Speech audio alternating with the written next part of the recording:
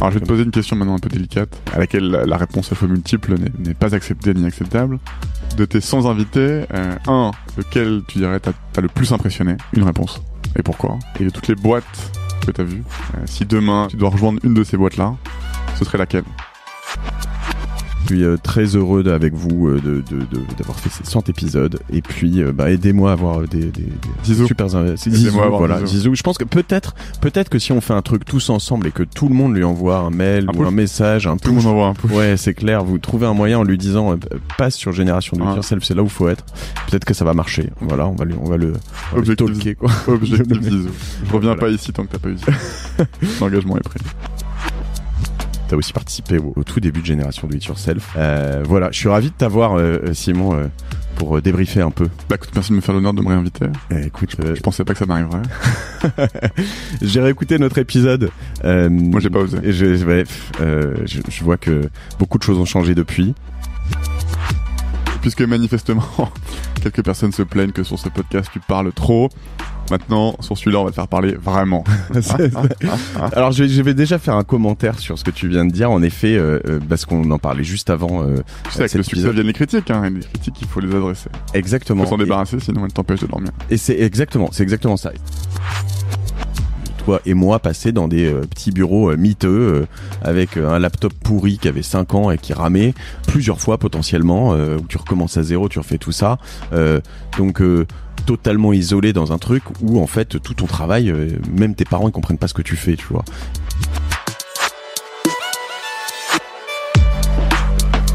Nous sommes la moyenne des personnes que nous fréquentons. Je suis Mathieu Stéphanie, entrepreneur récidiviste et cofondateur de Cosa Vostra, cabinet de conseil en stratégie et croissance digitale.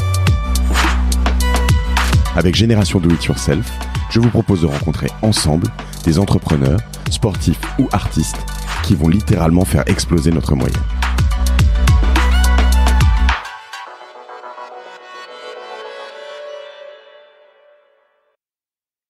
Bon, ça y est, 100e épisode. Je suis chez Cosa Vostra dans un autre bureau que celui du premier épisode. Alors si je vous parle du premier épisode, c'est que j'ai en face de moi cette même personne qui m'a fait l'honneur de participer au premier épisode, Simon Davlat. Salut Simon. Hello Matt. Sur le premier épisode, d'ailleurs, on va lui rendre hommage. On était avec Fabrice Pelosi, que j'ai croisé la semaine dernière. C'est vrai qu'on était 3, ouais. Exactement, ouais. Chez Iban First avec et j'adore Fabrice. Fabrice, on t'embrasse parce que vraiment, t'as aussi participé au tout premier et au tout début de Génération Do It Yourself. Voilà, je suis ravi de t'avoir, Simon, pour débriefer un peu. Bah écoute, merci de me faire l'honneur de me réinviter. Écoute, je pensais pas que ça m'arriverait. J'ai réécouté notre épisode. Moi, j'ai pas osé. Et je vois que beaucoup de choses ont changé depuis. Et je me faisais pas mal de remarques en me disant que tu disais quand même des choses pertinentes, quoi. Ok, c'est sympa. Merci. Toi aussi. Toi aussi. Notamment sur le contenu, notamment sur les conseils, notamment sur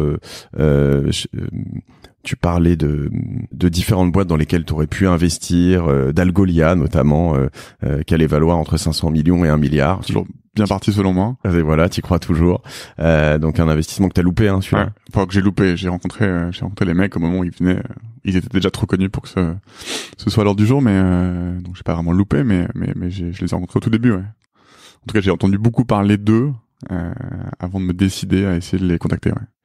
Écoute, tu vois, cet exemple montre un peu, je pense, en tout cas, ça correspond à ce que je voulais faire au début, dans le sens où, il y a quand même beaucoup de choses 2 ans et demi après le premier épisode. Ouais, j'allais t'en parler. Qui sont presque te couper, mais qui sont toujours valables. Pour te demander si on commencerait pas par une petite update de ton côté, puisqu'on s'est vu en février 2017, donc il y a 2 ans et demi.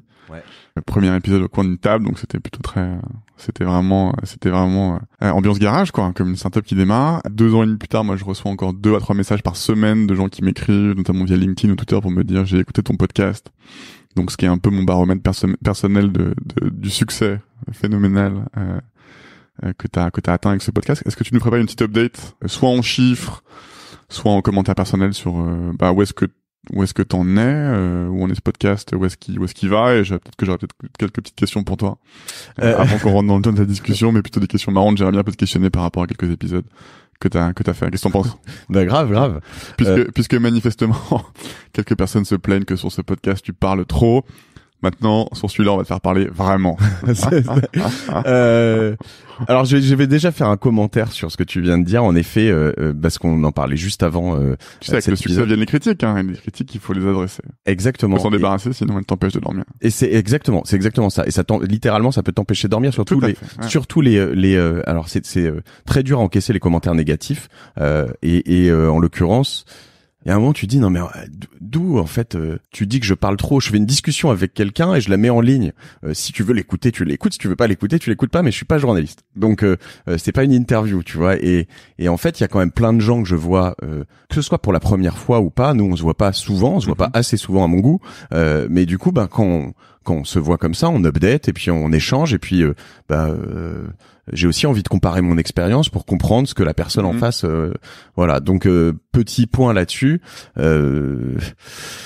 si je parle trop, si ça emmerde des gens, je suis désolé pour eux, mais voilà. Juste ta nature profonde. C'est ça, je parle trop. Bon, Génération de Be Yourself, on en est où alors 100 épisodes, 2 ans et demi. 2 ans et demi, on a développé quand même alors pas mal d'autres podcasts en parallèle, j'y viendrai. On a là à peu près 250, on va approcher des 300 000 écoutes par mois. D'accord. Donc c'est quand même assez phénoménal dans le sens où tu vois, je vois notre épisode quand au début, je pense que sur le premier mois, on a dû faire 200 écoutes, tu vois.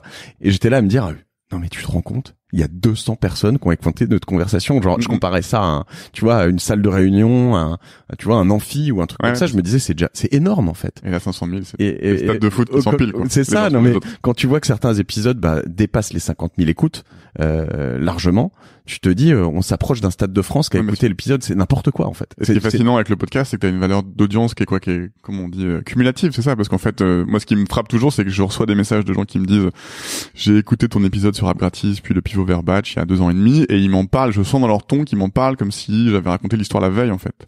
Ouais. Et ce qu'on voit, c'est qu'en fait le format podcast crée du contenu comme on dit dans les médias froids en fait, qui se périment pas.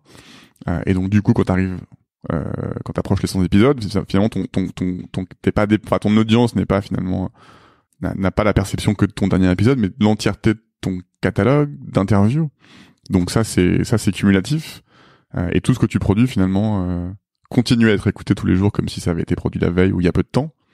Et du coup je suppose que toi qui est au centre de tout ça et qui reçoit les commentaires et qui suit les stats, tu dois avoir un peu une impression de croissance exponentielle, enfin d'être un peu à la tête d'un gros média quoi maintenant. Ouais, ça reste des choses comme ça. Ça reste un petit média, mais c'est exactement ce que tu dis, cumulatif, pour reprendre l'expression anglaise utilisée dans ce podcast. Alors j'essaye aussi d'avoir un côté un peu d'apprentissage, mais par Clara Gaymard qui fait des investissements evergreen. Et on parle de contenu evergreen, donc qui normalement, 10 ans après est toujours d'actualité plus ou moins. Alors il y a des trucs évidemment, tu vois, dans notre épisode, tu vas parler de Pipedrive.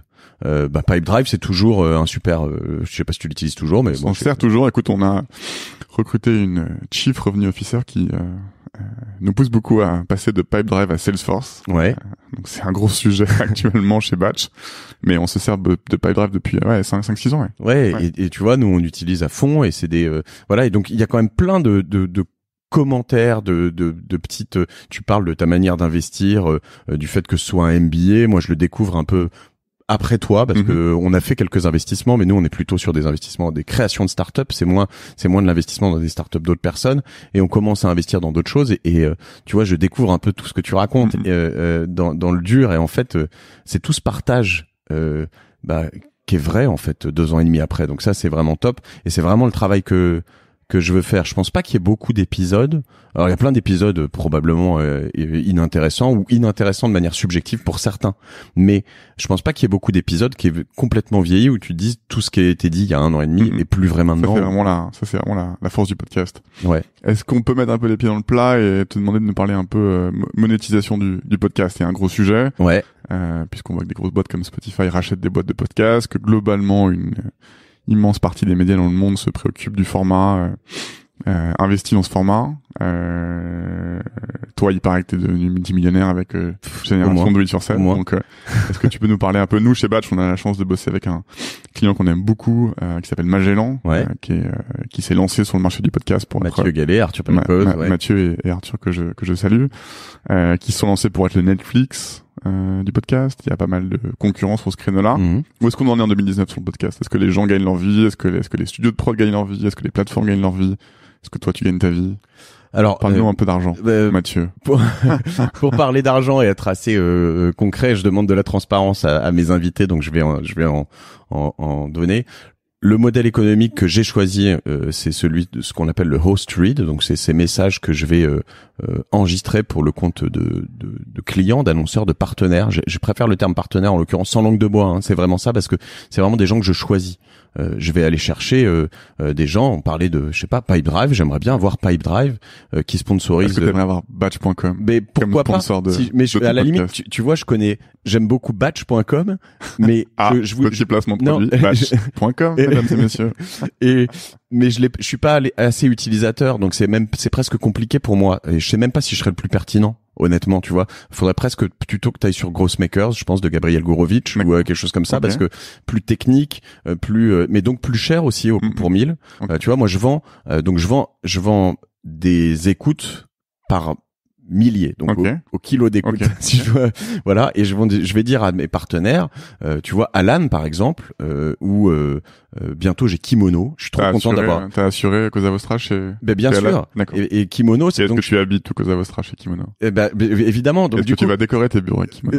J'y pense. J'y pensais encore ce matin. Je voyais un beau néon dans un magasin. Et je me disais, je ferais bien un beau néon Cosa Vostra. Et tu vois, ces boîtes-là, je suis client. Je les kiffe. Et je me dis, attends, je vais les appeler, je vais leur proposer de dire que je suis client et que je les kiffe, et de le dire à tout le monde à plusieurs reprises. Et pour ça, faut me payer, parce que ça s'appelle de la c'est pub, hyper vertueux ce modèle où on a des amis qu'on kiffe et en plus ils vous payent. Exactement. Non, et je vais faire connaître ces boîtes-là, voilà. Donc et voilà. En revanche, tu vois, il y a un côté très t'es quand même hyper maqué, c'est-à-dire que demain, alors je dis ça maintenant, évidemment, ça se trouve quelqu'un écoutera cet épisode dans 3 ans et j'aurai le concurrent de Kimono en intro de cet épisode en host read. Mais normalement, c'est quand même compliqué.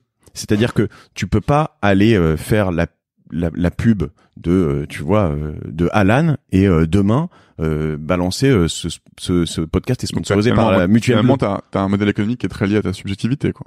Et à ton parcours. Et choisis tes annonceurs. Ouais. Ok. Et après, je suis très maqué avec eux. Donc ça se vend cher. Tu vois, 80 € pour 1000 écoutes quand tu compares un. Ça, c'est les prix. C'est quoi le... Moi, toi, t'es à 80 € du CPM. 85 même. 85. T'as, en gros, si tu prends, des podcasts beaucoup plus larges sur des publics, tu dirais que plus t'as d'audience, plus ton CPM descend? Si ton audience ça dépend de ton audience. Si ton audience, par exemple, est toi, comment tu définis ton audience? Mon audience, si tu devais la packager dans un fameux pack média, comment tu la définirais? C'est beaucoup de citadins, beaucoup de on va dire bac plus 5, bac plus 4, mais des gens qui ont eu une bonne éducation, souvent des bons revenus. Donc plutôt masculin, plutôt féminin. Qu'est-ce que t'as comme stat? Qu'est-ce qu'on peut avoir quand on est éditeur de podcast? Qu'est-ce qu'on obtient comme stat finalement? Parce qu'on diffuse sur plein de plateformes différentes qui ne remontent pas nécessairement l'info sur qui écoute. T'as en stat, les meilleurs stats que c'est Spotify, paradoxalement. Parce qu'en fait, Apple te donne rien. Et Spotify, quasiment, Spotify te donne, non, Apple te donne la durée d'écoute, par exemple. Donc là, ce que t'appelles la complétion. Ce qui est une stat intéressante. Mais j'ai pas le profil socio-démo. J'ai quand même la géographie. D'ailleurs, ton CPM, il est indexé sur des complétions d'écoute? Ou à partir du moment où quelqu'un a passé finalement le packshot du début et écouté 30 secondes, ça compte dans ton CPM? A priori, si t'écoutes... Je connais mal l'économie du podcast, donc je me renseigne en même temps que je te pose des questions. Si t'écoutes ouais, comme tu l'appelles, le packshot, le host read du début, entièrement, a priori, tu peux te dire que c'est une complétion totale. Après, le taux de complétion moyen sur mes épisodes est supérieur à 70%, même 75%. Donc du coup, c'est énorme sur des épisodes qui sont très longs. Ouais, c'est beau.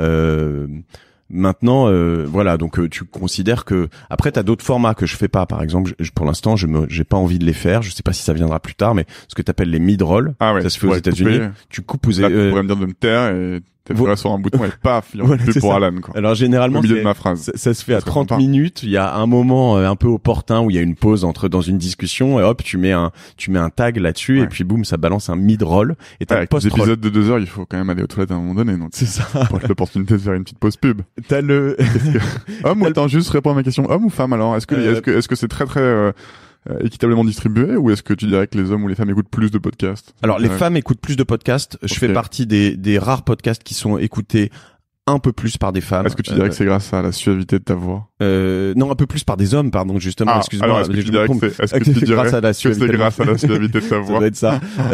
Non, il y a une offre pléthorique de podcasts féminin, sur la féminité, sur je vais les citer d'ailleurs, hein, La Poudre, super podcast, Génération XX, super podcast, donc sur les entrepreneurs femmes, avec que des femmes, et puis après je peux en passer un très grand nombre. Donc le Pauline Léniaud sur le gratin aussi, donc elle c'est une femme, mais elle est pas spécialisée sur les femmes, mais voilà. Et alors moi aussi j'ai ce défaut que j'essaye de travailler, que je vais travailler dans les prochains épisodes, pas le prochain mais ceux d'après, c'est que j'ai trop d'hommes dans mes invités.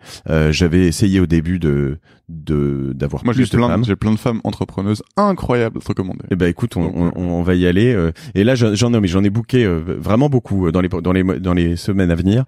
C'est quelque chose qui me travaille depuis le début. Il y a un moment où aussi je me suis dit comment ça s'est passé d'ailleurs avec la si secrète Anne Méo que tu as reçue il y a pas longtemps? J'ai écouté le podcast. Écoute, très bien. J'ai été sidéré avant, après, pendant. C'est-à-dire que justement, si secrète, donc t'appréhendes un petit peu. Mm-hmm. T'es pire que moi, toi, dans le passé du coq à l'âne, en fait. Hein, mais bon, on est en vraie discussion. Ouais. Mais c'est très bien, moi j'adore. Hein. En fait, tu te dis quand déjà tu te dis je l'aurai jamais parce que tout le monde te dit elle parle jamais dans la presse. C'est vrai. Voilà. Après, tu vois qu'elle te reçoit pour échanger 5 minutes, une demi-heure, et puis tu te dis elle est sympa. Mm-hmm. Presque, elle est sympa. En fait, parce que de loin, tu te dis non, de loin, elle est terrorisante. Peut-être. Et après, t'enregistres avec elle. Et en fait, elle est trop cool et ça se passe bien et elle te dit plein de trucs et voilà. Et elle est hyper smart et elle est inspirante et elle tu vois, moi elle me sert aussi pour mon business sur plein de choses. Je réécoute cet épisode, je me dis ok, là-dessus elle a raison, il faut faire attention à ça, etc., etc. Et enfin, après, elle échange avec toi, elle m'envoie des messages. Enfin, tu vois, c'est vraiment, c'est pas. Il y a beaucoup de gens, une fois que c'est fini, hop, elle s'en va et puis tu entends plus. J'ai jamais parlé d'elle, quoi. Là, c'est pas le cas du tout. J'ai ces équipes avec qui je parle souvent. Tu dirais qu'Anne Méo a un bon relationnel. Ouais. Mais elle en direct et je trouve ça assez touchant et pro et bien. Ouais. Est-ce que pour rester un peu sur l'économie du podcast, est-ce que tu dirais que le podcast est un monde impitoyable? Non, pas encore. Est-ce que ça ressemble alors à l'inverse au début des blogs où tous les blogueurs s'aiment bien, se parlent, se renvoient du trafic? Ouais. C'est pas encore devenu la guerre à couteau tiré. Non, je pense, en effet. Là, je pense que vraiment, on est plutôt dans un monde où on a des groupes, tu vois, WhatsApp ou différents groupes de podcasteurs. Nous, on a un petit incubateur. Moi, je partage beaucoup sur justement mes chiffres, mes stats, mes prêts, ce que je fais pour aller chercher un annonceur, comment j'y arrive. Je mets tout ça en ligne. Je les donne récemment, tu vois, à Marco, un podcasteur canadien, québécois. Il leur partage avec ses auditeurs. Enfin, on est à fond dans une sorte d'économie open source. Qui me plaît énormément. Okay. Ouais. Est-ce que parfois la nuit, dans tes rêves les plus fous, t'es tenté de créer un empire du podcast? Une sorte de Vivendi? Ou un groupe média? Avec des ramifications monstrueuses où tu rachèterais des studios de podcast? T'es vraiment con. Hein. Évidemment, oui. J'ai plutôt, pendant longtemps, reculé cette envie, reculé là-dessus et réfréné cette envie parce que j'ai une tendance à sauter sur toutes mes envies. Du coup, il fallait se calmer un petit peu. Là, je vois quand même un certain nombre de choses qui se passent, notamment sur la prod. C'est-à-dire qu'il y a beaucoup de très bons podcasts qui sont faits par des gens qui arrivent pas à en vivre parce que en fait, ce sont des bons éditeurs. Mm-hmm. Mais des très mauvais businessman ou woman, tu vois. D'accord. Donc qui pourrait être un bon businessman pour les aider à mieux monétiser? Voilà, exactement. C'est la question qu'on peut se poser. Et donc l'idée, c'est de se dire comment est-ce que tu réussis à faire une sorte de gros producteurs, coproducteurs de podcasts qui permettraient à tous ces gens de... Ou une régie. Ouais. Est-ce qu'il y a des régies qui sont dans cette Il y en a quelques-unes. Ouais.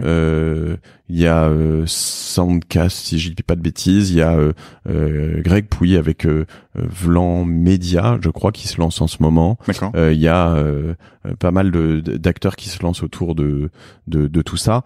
C'est voilà, je serais pas forcément sur une approche que régie, je serais plutôt sur une approche vraiment de prod, dans le sens de amont aval, quoi. Ouais. La prod et la monétisation. Exactement. Parce que je pense que ce qu'il faut pour être il faut un peu Est-ce que tu veux qu'on lance un appel éventuellement? On peut toujours lancer un appel à des créateurs de podcasts qui galéreraient un petit peu pour boucler leur fin de mois. Le problème que j'ai, c'est qu'après, quand je lance des appels comme ça, j'arrive pas à y répondre. Donc, non, je renvoie un bon marqueur de succès. Je renvoie tout sur Jacques. Je l'ai déjà fait, hein, Jacques@causavostra.com, qui s'occupe de ces appels et qui me déteste quand j'ai depuis plusieurs mois. Exactement.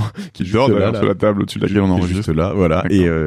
Et voilà, mais et lui, il sait généralement répondre plus rapidement que moi. Okay. Donc Jacques Bouillet, qu'on embrasse aussi. Mais voilà, il y a plein de projets à faire là-dessus, sur les applications, sur tout ça. Mais je pense que le nerf de la guerre, c'est encore le contenu. D'accord, ok. Puisque tu passes un entretien d'embauche chez Batch, ouais. Où est-ce que tu vois Causa Vostra non, pas Causa Vostra, Génération Do It Yourself dans 5 à 10 ans? Est-ce que t'as envie de faire plus d'audience, plus de gens plus connus, plus de relations plus intimistes, un format plus édité? Qu'est-ce que t'as envie de donner comme impulsion à ton podcast? J'ai envie d'aller... J'ai envie de faire comme là ce qu'on fait alors là il est spécial un peu celui-là, mais des non mais c'est pour satisfaire les 3 personnes qu'on dit que tu parlais trop là. C'est clair. On est bon là. On te fait tellement parler qu'ils vont juste se désabonner, quoi. On va s'en débarrasser. On est sur j'aimerais faire des seconds, des deuxièmes, s'il y en a des troisièmes après, épisodes avec certains de mes invités. J'aimerais travailler encore plus le comment. Et potentiellement des verticales. Tu vois, un épisode récent que j'ai fait avec Antoine Fraisse, très récent puisque c'est le 99e de Caire à l'aventure, on parle beaucoup de recrutement et comment ils recrutent et comment. Et moi, ce qui m'intéresse vraiment, c'est tu vois, de travailler, d'écouter comment font des gens qui sont super forts. Quitte à mettre des tas de choses de côté, parce que un des trucs que j'ai remarqué sur ces 100 premiers épisodes, c'est que en fait, il y a vraiment littéralement de tout et son contraire tout le temps, en fait. Et t'as des gens qui vont te dire, moi je suis hyper organique, je vois quelqu'un, il plaît, je le recrute, ça se passe toujours bien. Et il y en a un qui te dit, ah non, moi je suis tout est processisé. Si quelqu'un que j'adore rentre pas dans mes cases, c'est salut, au revoir tout de suite, tu vois. Donc j'aimerais vraiment aller beaucoup plus sur des verticales qui seraient, tu vois, à travailler, qui seraient, je sais pas moi. L'acquisition d'une boîte, comment tu fais ça, qui serait comment tu lances. C'est un sujet qui te travaille, ça, le M&A, pourquoi? Bah évidemment, alors le M&A, Merger and Acquisition. Ouais, donc la fusion-acquisition. L'activité banque d'affaires qui est tournée vers l'acquisition. C'est la fusion de société, pour préciser. C'est un truc que j'ai jamais vraiment fait. On l'a fait à minima. Je t'ai présenté Julia tout à l'heure sur Envoûté. Quand je dis à minima, c'est que Julia qui est la patronne de Envoûté, qui est une boîte envoûté.com, qui est une boîte qui fait des box de thé, avec qui on va lancer on lance en ce moment une offre B2B pour en effet pouvoir boire du thé en entreprise de manière plus juste pour le contexte, en fait, donc, sur Causa Vostra, t'incubes des boîtes, ouais. Et du coup, quoi, t'as le sentiment que le M&A, ce serait un peu le pendant du fait d'un côté démarrer des boîtes et de l'autre arriver à trouver des débouchés pour ces boîtes-là? Écoute, tu vois, on en parlait aussi dans le premier épisode, nous, ce qu'on sait faire, toi et moi, je crois, c'est moi, je sais pas faire grand-chose. Ouais, mais c'est quand même créer une boîte et l'emmener à 1, 2, 3, 4, peut-être 5 millions d'euros de chiffre d'affaires. D'accord?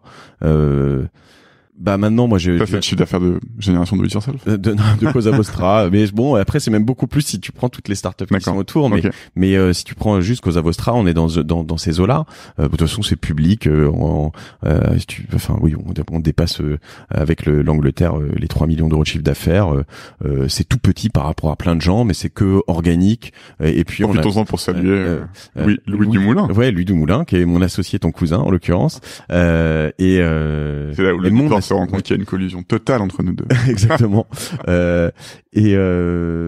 Écoute, ouais, on a créé quand même quelques boîtes qui valent pour certaines des dizaines de millions d'euros. On a fait un certain nombre de choses qui sont assez bien.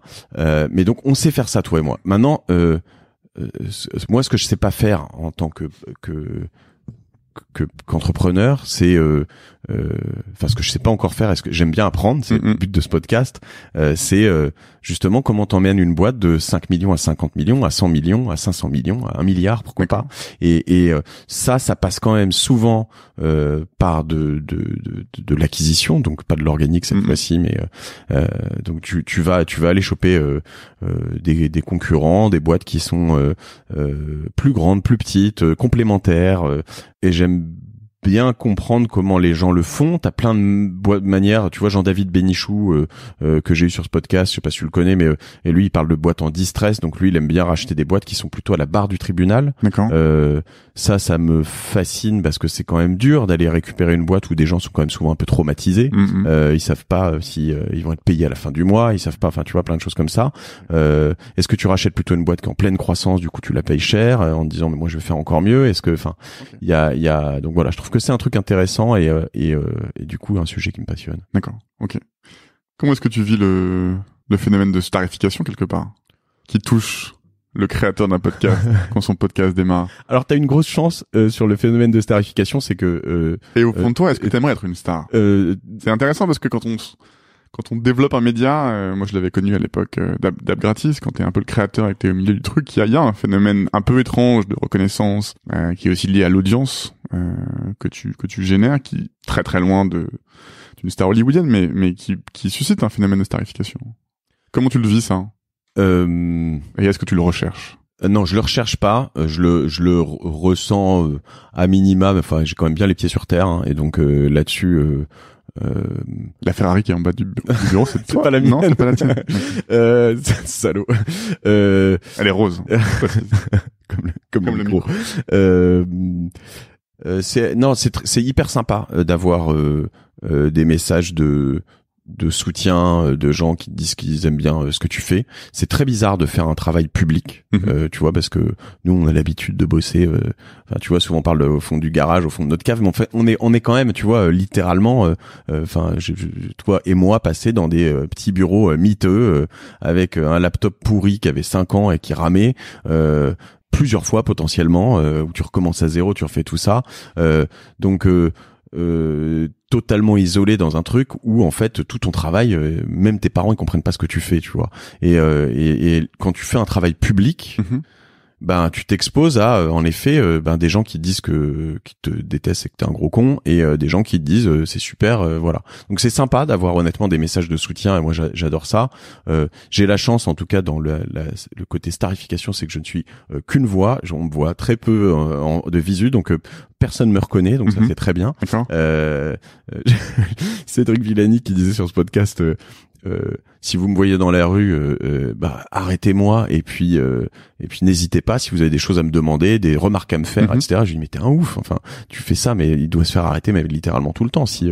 Et à la fois, tu vois, c'est sympa. Donc est-ce que je le recherche? Non. Est-ce que je le vis bien?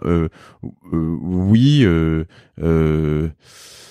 J'ai une faille énorme là-dedans, je dois te dire, c'est qu'en fait ça doit être probablement ce que tu disais un peu, c'est un côté un minima narcissique, mais je déteste qu'on m'aime pas, donc c'est dur de recevoir des critiques négatives, parce que c'est vraiment c'est très difficile de se faire critiquer en ligne, c'est dur à vivre. Ouais. En fait, moi ça m'est arrivé, anecdote mais vraiment rapide. Moi j'ai un compte Twitter depuis 11 ans ou 12 ans. Et t'étais très clivant sur Twitter aussi, non? Je sais pas si j'étais très clivant, mais en tout cas, j'ai toujours eu une toute petite audience, quelques milliers de personnes qui me suivaient, max, et vraiment dans mon univers, tu vois, start-up, techno. Et l'autre jour, avant l'été, 3 mois, pour la première fois de ma vie, j'ai fait un tweet avec une sorte de vidéo, qui est devenue pas monstrueusement virale. Tu vois, j'ai eu... Une vidéo de toi? Non, une vidéo que j'ai prise.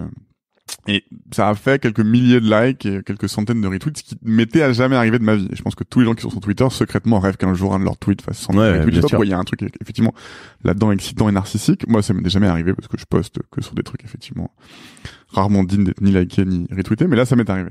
Et en fait, c'était très étrange parce que sur la progression de vie de ce tweet, en fait, l'algorithme de Twitter va te propager dans son feed au gré des likes et des retweets pendant 24, 48 heures. Et en fait, au début, c'est liké et retweeté par des gens qui sont dans ta sphère. Ensuite, par des gens qui sont dans la sphère, des gens qui sont dans la tienne. Et puis ensuite, et donc jusque-là, tout va bien. Les gens comprennent ton humour, pourquoi t'as posté ça, etc. Puis en fait, à un moment donné, ça bascule dans la sphère des gens qui sont dans la tienne. Et en fait, là, assez rapidement, tu te retrouves exposé à toute une population de personnes qui ne te connaissent pas, qui ne te jugent finalement que à l'aune de ce que t'as posté. T'arrives soit dans la shitposting sphère, soit dans la fachosphère. Et en fait, à un moment, t'as des gens qui gratuitement t'insultent. Et donc, tu te retrouves au bout de 24 heures, alors qu'au début, c'était plutôt bon enfant avec ton petit cercle, exposé à des commentaires extrêmement durs. De gens qui te connaissent ni d'Ève ni d'Adam et qui te critiquent sur tout, ton parcours, ta gueule, ce que tu viens de poster, tes tweets précédents. Enfin, bref, c'était un peu l'enfer, mais ça m'était jamais vraiment arrivé, ça. D'avoir un tweet, un commentaire posté en ligne qui sorte de ma propre sphère. Et je l'ai très très mal vécu. Moi, j'ai complètement arrêté Instagram, parenthèse, parce que je vivais très très mal, finalement, l'exposition au flux d'Instagram. Ça me rendait triste au fond de moi. Je me suis dit, en fait, ça me rend triste de voir toutes ces photos de gens heureux. Et ce jour-là, sur Twitter, j'ai vraiment compris à quel point ça pouvait affecter profondément quelqu'un pour des raisons pas du tout rationnelles. Donc je comprends que tu sois, notamment parce que tu as mis quand même beaucoup d'efforts, de temps et de passion dans le podcast, que quelques petits commentaires négatifs de gens qui a priori se permettent de dire ça parce qu'ils te connaissent pas, qui te jugent uniquement sur ta production et à l'aune de leur propre envie de dire des saletés. Et donc ça, je pense qu'il faut quand même il faut que tu te blindes contre ça aussi, quoi. Ouais, mais et puis en plus, tu sais quoi, mais d'une manière totalement subjective, ils ont probablement raison. Je veux dire, qu'ils aiment pas une émission dans laquelle t'as un invité et un host qui va le couper en permanence pour lui dire mais attends, là-dessus faut que tu m'expliques et tout ça, etc. Bon, je peux le comprendre, mais à ce moment-là, beat it, quoi, tu vois, va ailleurs, tu vois, mais non, mais c'est la vie. Je précise que quand même, alors j'aimerais bien, je vais regarder ce tweet, je sais pas si tu l'as laissé, mais je l'ai laissé parce qu'il s'est éteint de lui-même, mais j'étais vraiment à 2 doigts de le supprimer, et en même temps je trouvais intéressant de pousser l'expérimentation au bout du truc, tu vois, mais j'étais assez mal pendant 2 ou 3 jours, mais physiquement mal. Pour un truc vraiment anodin. Un tweet qui avait absolument pas, c'était un mec dans un train qui slidait ses écrans d'appli pendant quasiment 10 minutes sans jamais en lancer une, et moi ça me rendait fou. Je voulais que ce mec lance une appli, et juste vraiment c'est très secondaire. Et donc j'ai poussé l'expérimentation jusqu'au bout en me disant ça finira probablement pas en menace de mort, donc je peux quand même aller au bout du truc, mais ça m'a vraiment dégoûté de reposter quoi que ce soit qui un jour tu vois, une trop grosse audience, parce que je pense que c'est hyper violent en fait quand ça te ce que t'appelles la shitposting sphère, alors la fachosphère, je vois ce que c'est, mais c'est en fait il y a quand même un moment où t'arrives dans un phénomène où il y a un certain nombre de personnes qui, quand un tweet grossit, t'es obligé d'être le premier, ou enfin certains à dire t'es un connard, enfin tu vois ce que je veux dire. C'est ce qu'on appelle la shitposting. Voilà, c'est ça. Ok. Bien sûr, les gens qui se complaisent, dont c'est le passe-temps. Ouais. De prendre les trucs qui grossissent et de se coller dessus, parce que quand ça grossit, tu t'exposes aussi en commentant dessus, et quand t'es le premier à commenter en disant regardez-moi ce gros con, ok.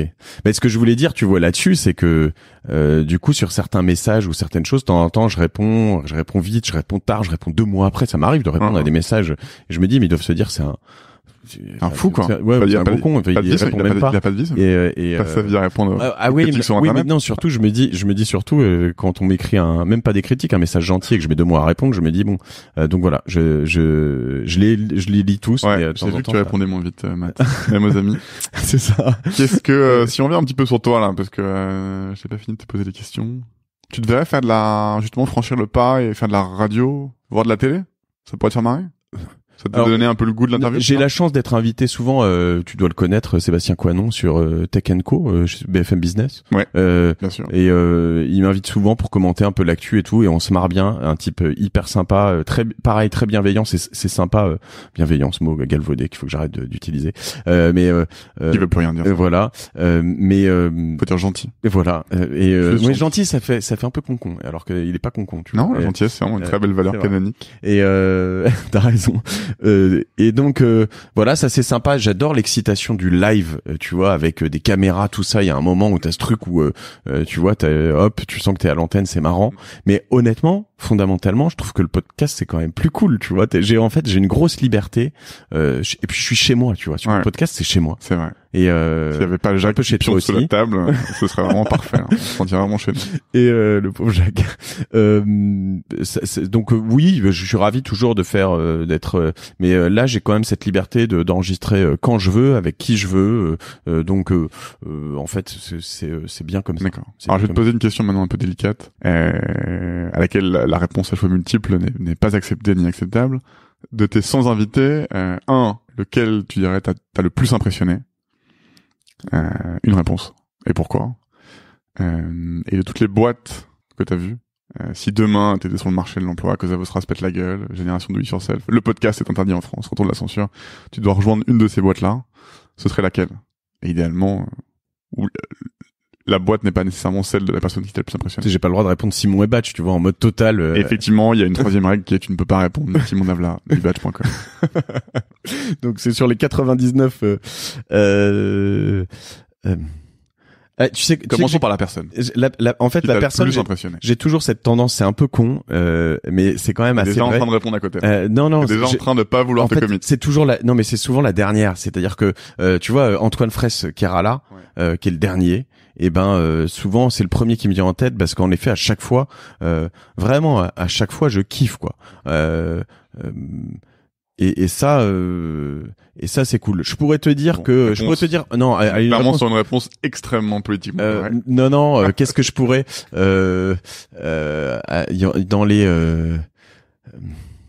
tu vois Catherine Painvin, je crois que c'est épisode 40, 41 dans ces eaux-là, qui a fondé Tartine et Chocolat.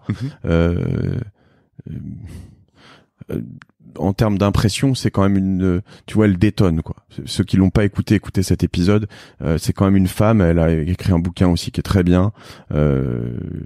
En pareil, on se texte de temps en temps et j'adore Catherine. Elle a créé sa première boîte, elle devait avoir 19 ans, ou c'est peut-être 21, mais 2 enfants, son mari, il s'était séparé, enfin, tu vois.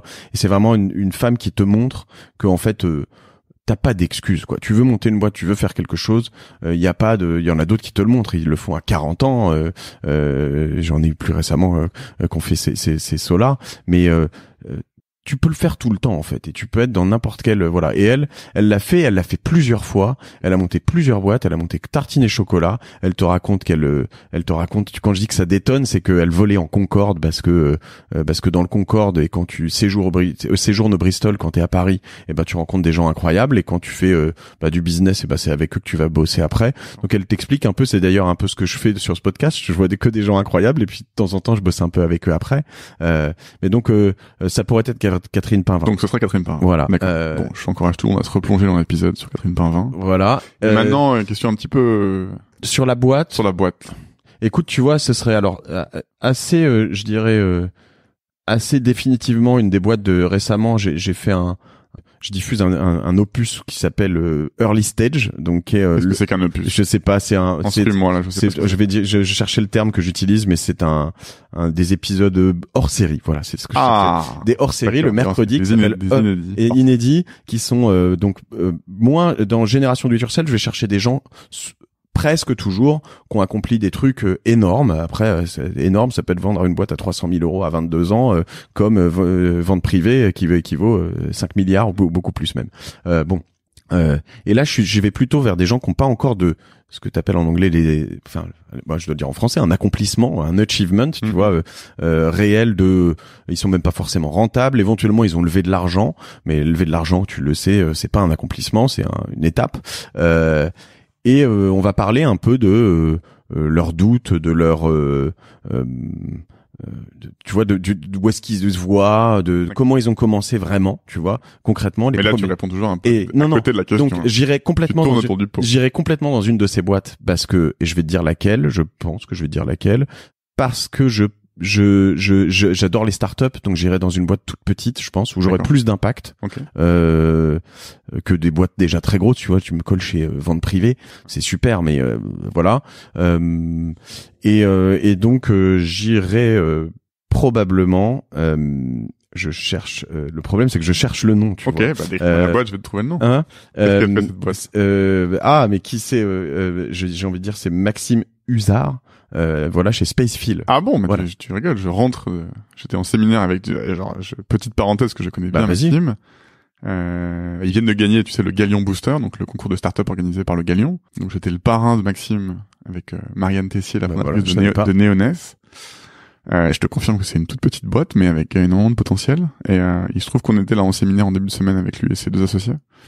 Donc je la connais bien. Et c'est vrai que c'est une très belle boîte. Je pourrais aller. Tu pourrais aller rejoindre. Je pourrais aller chez Spacefield. J'appelle tout de suite Maxime. Voilà. Il y a un très bon business à débaucher. C'est un peu chiant entre son podcast et son agent. C'est ça.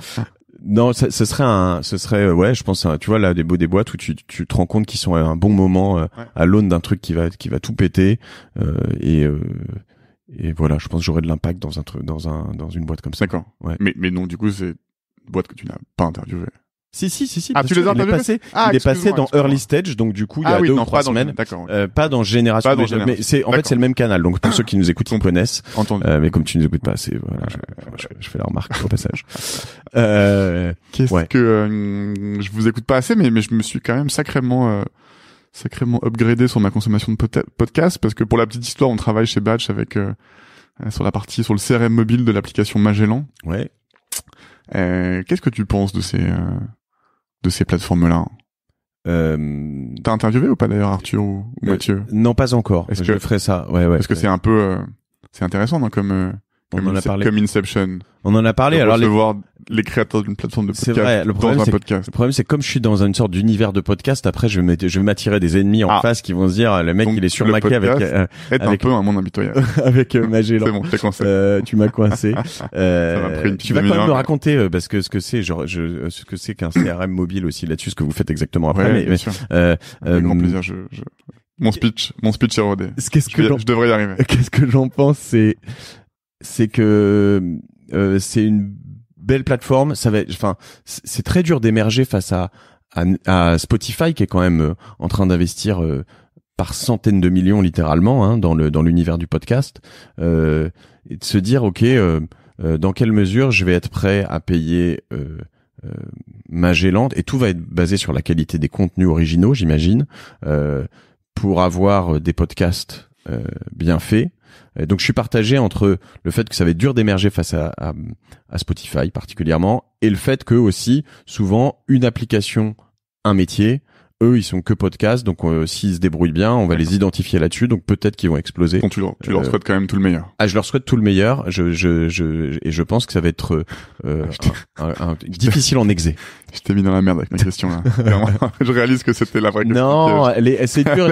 Tu vois, il y a Sibel, il y a Magellan, il y en a pas mal, et je comprends. Et voilà, je comprends. Ouais. Mais s'ils bossent avec Batch, ils sont sur la bonne. Ah bah ils ont un temps d'avance, c'est sûr. Ouais, ils sont. Faisons un petit peu donc, de. Attends, CRM mobile du coup. Finissons sur toi, parce qu'on va quand même pas te débarrasser de moi si facilement. Faisons un peu de wishful thinking. Donne-moi 3 noms de personnes que t'aimerais avoir sur ton podcast.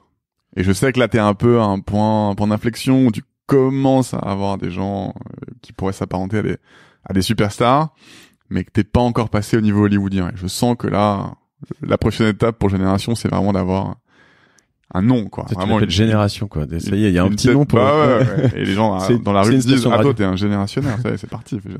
C'est comme googler et googling. Attends, tu sais ce que je vais faire? Je vais faire un truc super cool. Petit aparté. Je reviens sur la question. Faisons un truc super cool pour un café. Non, je vais faire un café.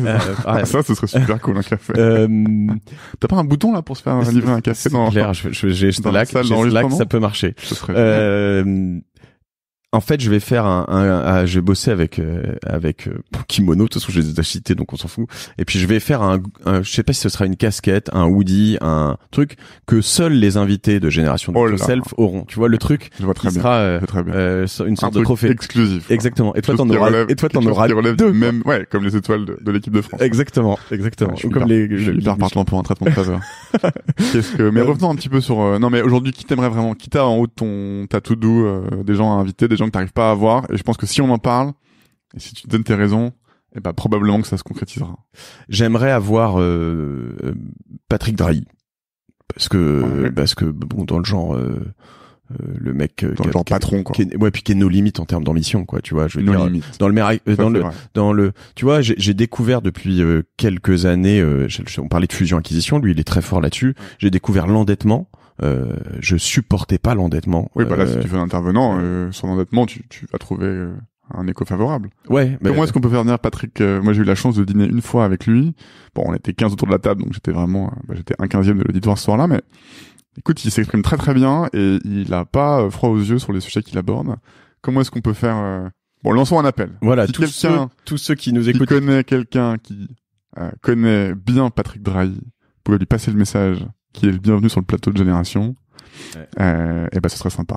Donc ça, c'est invité number one, en haut de ta liste. Il y a qui en dessous de Patrick? J'en ai déjà parlé, mais tu vois, après, je sais pas exactement en profondeur, parce que souvent les personnes de l'univers du football ont une façade, tu vois, ils disent toujours la même chose devant les micros, dans les. Mais bon, Zinedine Zidane, quoi, tu vois, Zizou. Je dois dire que un mec comme ça, juste qui est champion du monde, champion d'Europe, multiple champion de la Ligue des Champions, en tant que joueur, est-ce qu'il est encore en tant qu'entraîneur. Des personnalités forcément, je vois pas comment il pourrait ne pas l'être. Donc je pense que il y a forcément un Zizou.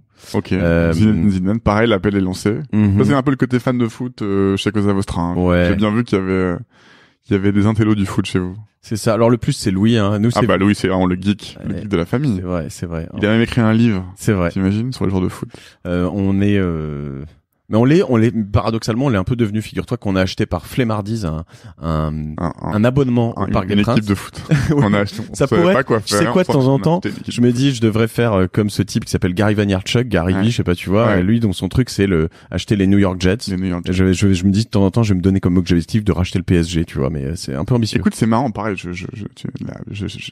Probablement qu'on va générer des commentaires sur la page de Génération disant que Simon Deblard rapporte toujours tout à lui-même, mais c'est clair. On s'est mis, nous, avec Batch.com toujours, à travailler avec pas mal de clubs de foot. On travaille avec l'OM, l'AS Saint-Etienne, on a signé le FC Bayern, donc c'est des gens qui font toute l'animation de leur business. En tout cas de l'audience et des fans qui utilisent leurs applications iPhone et Android, donc on leur fait tout le CRM de ça avec notre techno. Et c'est assez passionnant. Du coup, on s'est mis à pitcher d'autres clubs de foot et à se préoccuper un peu des modèles économiques. Et ça, je comprends pourquoi intellectuellement, au-delà de la dimension passion, fun, de gérer un club, c'est quand même une économie c'est fou, hyper passionnante, quoi, entre tout ce qui est génération, billetterie, le stade, le mercato, la négociation des droits. Tu connais Frédéric Sitterley? Je connais bien Frédéric Sitterley. Ouais, je connais bien. Non, je l'ai croisé plusieurs fois. Tu sais qu'il avait racheté le RC Strasbourg, lui. Un moment. Ah, je savais pas du tout ça. Ah, mais il me le racontera pas derrière un micro, je crois. Frédéric, Est-ce que t'as eu Frédéric? Non, il voulait pas un moment. Il aurait pas pris la tête d'une école, là. Oui, tout à fait. De l'éthique. Et exactement. On s'est envoyé quelques messages à ce sujet. Ouais. Et j'adore Frédéric. Ouais. Et il avait racheté le RC Strasbourg. Je pense qu'il pourra pas raconter en on. Je sais pas. Moi, j'aimerais bien, si tu veux. Est-ce que t'as déjà interviewé Denis Philippon, le fondateur de Voyage Privé? Non. Déjà, il est passionnant. Ok. Putain, il a la langue bien pendue, les avis bien tranchés. C'est un entrepreneur remarquable. Parce que Voyage Privé, je crois que c'est quasiment monté au milliard d'euros de chiffre d'affaires les plus grosses années. Enfin, ils ont jamais levé de fonds, c'est assez dingue. Ils sont à Aix, ils ont racheté le club de rugby d'Aix pour le développer. Donc pareil, encore un entrepreneur qui a mis le doigt dans le business dans le club business. Tu vois, mais il y en a plein d'autres après. Hein, juste, faut que je finisse dans le troisième parce que tu m'as demandé 3 personnes. J'adorerais avoir. C'est toujours dans le sport, mais j'adorerais avoir Amélie Mauresmo. D'accord. Parce que c'est Amélie Mauresmo, parce qu'elle est incroyable, parce qu'elle a quand même été une carrière de coach incroyable chez des hommes en plus par la suite avec Andy Murray. Et ça, c'est quand même assez fou. J'adorerais avoir Colette, tu vois, des gens que je connais pas du tout. Colette du magasin Colette. Ah, Colette du magasin Colette. Voilà. Ouais. Et en fait, okay. Qu'est-ce qu'elle fait Colette maintenant? Elle a pris sa retraite, non? J'imagine. C'était un peu pour ça qu'elle a fermé Colette. Mais ouais, mais fermé, en fait, Colette, tu vois. Rien que ça, j'aimerais comprendre. Pourquoi tu fermes? En fait, Colette, il y avait un site, c'est une boîte, c'est une marque, des gens venaient du monde entier à Paris pour aller chez Colette. Bah, tu fermes le magasin. Parce que tout le monde sait qu'il faut s'arrêter quand on est au top et qu'il y a qu'une personne sur 1000 qui a l'écran de le faire, quoi. Ouais, non, c'est ça. Le nombre de gens qui auraient dû s'arrêter plus mais tôt. Du coup, voilà. Donc, justement, peut-être que nous, travailler ça. Peut-être que nous, on aurait dû s'arrêter déjà. Peut-être. peut-être que notre apogée est derrière nous. Il est pas. On saura que plus tard. Non, elle a arrêté. Je pense que c'était relativement clair, mais effectivement, c'est tellement surprenant que des gens le fassent. Bon, le message était vraiment clair. Enfin, elle prenait sa retraite, elle voulait pas que quelqu'un d'autre dénature. Bon, peut-être que, enfin, remarque, je spécule sans avoir aucune information de première main, hein, mais c'était le message qui avait été passé. Ça me semblait extrêmement acceptable, non? Ouais. D'arrêter quand t'es au top, de pas laisser quelqu'un d'autre dénaturer ce que t'as créé. C'est acceptable. Oui, non, c'est sûr, c'est acceptable. C'est que tu vois ça un peu comme presque une œuvre ou un truc comme ça. Puis peut-être qu'elle a gagné assez d'argent et puis que voilà. Hein, mais ouais, puis tu sais, dans le secteur de la mode au sens large, il y a quand même des empires familiaux. T'as des exemples, mais aussi des contre-exemples de dynasties qui se sont bien passées et d'autres qui se sont mal passées. Donc peut-être qu'elle était proche de gens de deuxième, troisième génération avec qui ça s'est mal passé. Je sais pas. Écoute, j'aimerais bien que tu reçoives Colette pour qu'on aille au fond débrief. du sujet. Je t'inviterai si tu veux. Bah, je prendrai la plante verte si tu veux. J'écouterai, je prendrai la place de Jacques sur la table. Jacques, voilà. Jacques, réveille-toi. Faudra qu'on trouve un ibis à Jacques. Et je me mettrai sous la table. Juste pour écouter, hein. Rassure-toi. Voilà. Et puis après, alors, je vais dire Sarah Poniatowski, Sarah Lavoine, tu vois, qui a Maison Sarah Lavoine, qui fait de la déco. Il y a, je sais pas, là, je regarde des gens qui me feraient marrer, c'est Rémi Gaillard. Pourquoi pas. J'aimerais bien avoir un président. Il va te mettre. Ah ouais. Pas dépêche-toi. Ouais, bah. Rémi Gaillard, il va te mettre ton studio à sac, non? C'est possible. Ouais. T'aimerais bien avoir un président. Le problème, c'est est-ce que t'as essayé de recevoir Nicolas Sarkozy? Il faut Sarko, Hollande ou Macron, hein. En gros, c'est à peu près ça. Je vais pas prendre Giscard, je pense que c'est plus possible. Mais, donc, voilà, Macron, il est en poste. Peut-être une ou deux personnes qui pourraient t'aider à convaincre. Moi, j'avais eu la chance de passer 1 heure, pareil, on était 4-5 autour de la table, donc ils recevaient des entrepreneurs rue de Miromesnil, on avait passé 1 heure avec Sarko. Enfin bon, Nicolas Sarko. Monsieur Sarkozy. C'est toujours, tu vois, c'est comme les gens qui m'appellent Dave, quoi. C'est toujours un petit peu. Ouais. Non, donc on avait passé 1 heure et c'était relativement, c'était relativement intéressant. Ouais. C'était un bon moment. Parce qu'en plus, il parle bien, il parle beaucoup, il parle de plein de sujets. Et en privé, il est plutôt sans phare, quoi. Donc, comme là, on est en privé, en plus, ça tombe bien. Ouais, personne nous écoute. Mais à mon avis, peut-être que Nicolas Sarkozy, je peux t'aider. Je peux passer la bonne parole à une ou deux personnes qui passeront même la bonne parole à d'autres personnes qui, peut-être, ça se matérialisera par, je pense qu'il faudra que tu te déplaces, mais ça, tu sais faire. Ouais, pour les stars. Il y a que les petites gens comme moi qui viennent dans ton studio maintenant.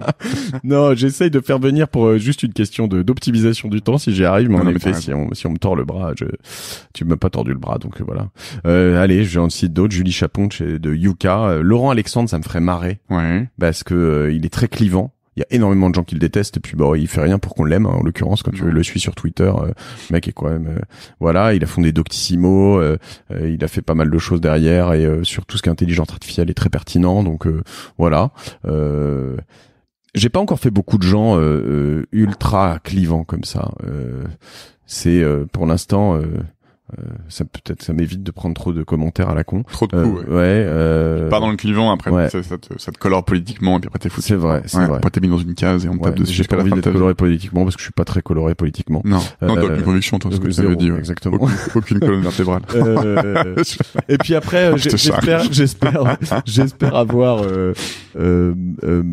Maurice Lévy aussi prochainement, parce que en termes de business et voilà, c'est quand même voilà, et après j'arrête, mais tu vois, dans les il y a des moments, j'en ai parlé récemment, il se trouve avec donc quand je rencontre des invités, Pierre-Antoine Dussolier par exemple, que j'ai eu sur Génération Do It Yourself, qui est le patron d'Iban First, il m'invite après à une soirée Iban First, je rencontre sa femme et elle bosse chez LVMH et elle me dit Bernard Arnault, je lui dis mais il est entrepreneur ou pas, etc. Parce que tu vois, la question c'est, je fais pas forcément les dynasties, c'est pas mon fonds de commerce, c'est pas et en fait après en regardant et en voilà, je pense que il peut rentrer pas mal dans les cases parce qu'il a quand même transformé un truc qui avait rien à voir en un groupe gigantesque. Donc ce serait intéressant parce que c'est des gens que t'as assez peu tu vois, en format comme on parle. Ouais, bien sûr. Donc, bien sûr. voilà. Ok. Bon, allez. Écoute, Maurice Lévy, c'est très bon choix aussi. Ouais. Bon choix. J'y travaille. Je vais y retravailler. Écoute, pareil. Je pense que les mêmes personnes qui peuvent t'aider à convaincre Nicolas Sarkozy peuvent peut-être t'aider à convaincre Maurice Lévy. Eh ben, écoute, je vais activer mes réseaux tentaculaires, Matt. Et on va y arriver. Tous. Ce serait des victoires pour moi aussi, puisqu'on en a parlé. Exactement. Non, ce qui est délicat, c'est que eux comprennent que c'est un que c'est important.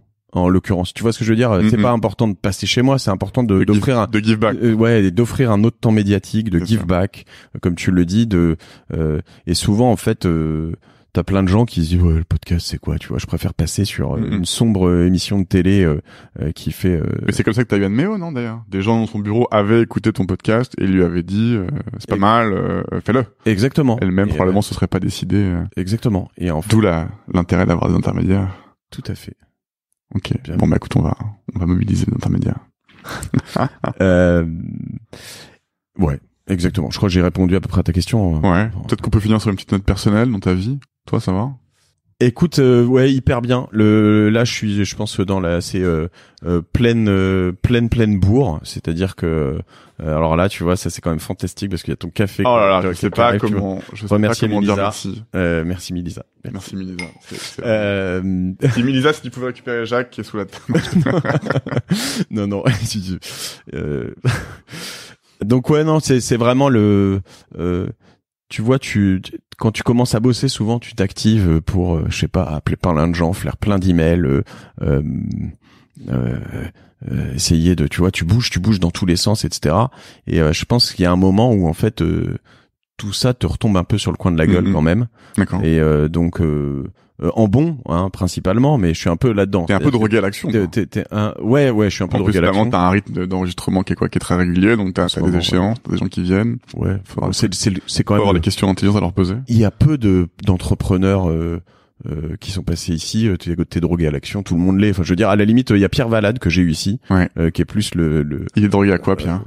il est drogué à l'efficacité, mais poussé à son paroxysme. D'accord. Et je crois qu'un des trucs qui l'a convaincu de passer sur et c'est un très bon épisode que j'ai enregistré. Là pour le coup, tu vois, je suis allé à New York chez lui, tu vois, à Brooklyn, tu vois, parce que en fait, T'avais envoyé son jet ou pas? pour le Ou t'as pris le billet éco à tes frères? j'ai pris le billet quoi, mes frères.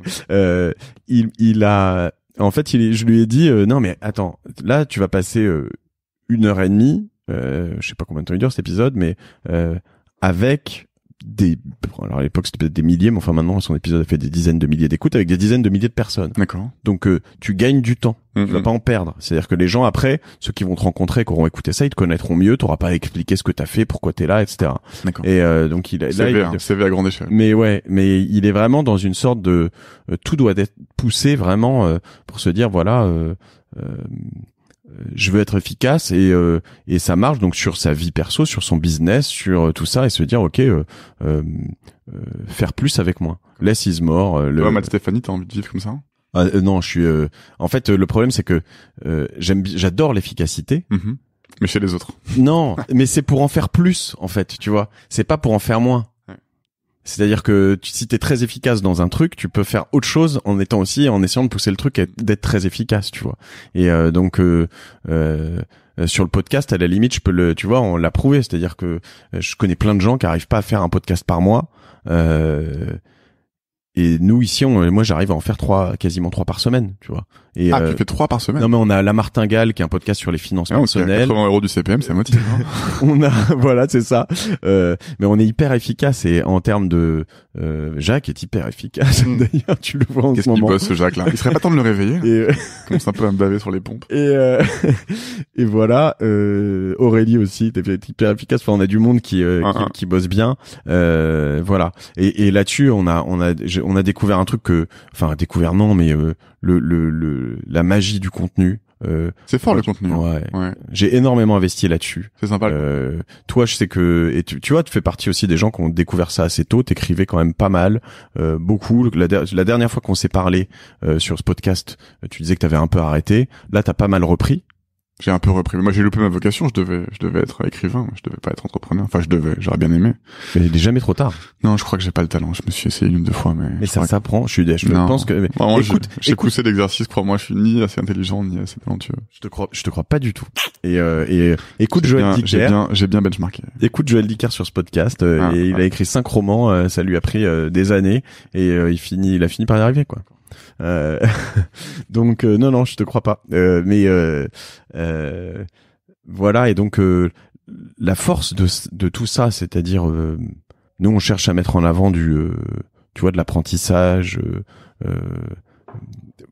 de l'intelligence collective, un certain nombre de choses comme ça.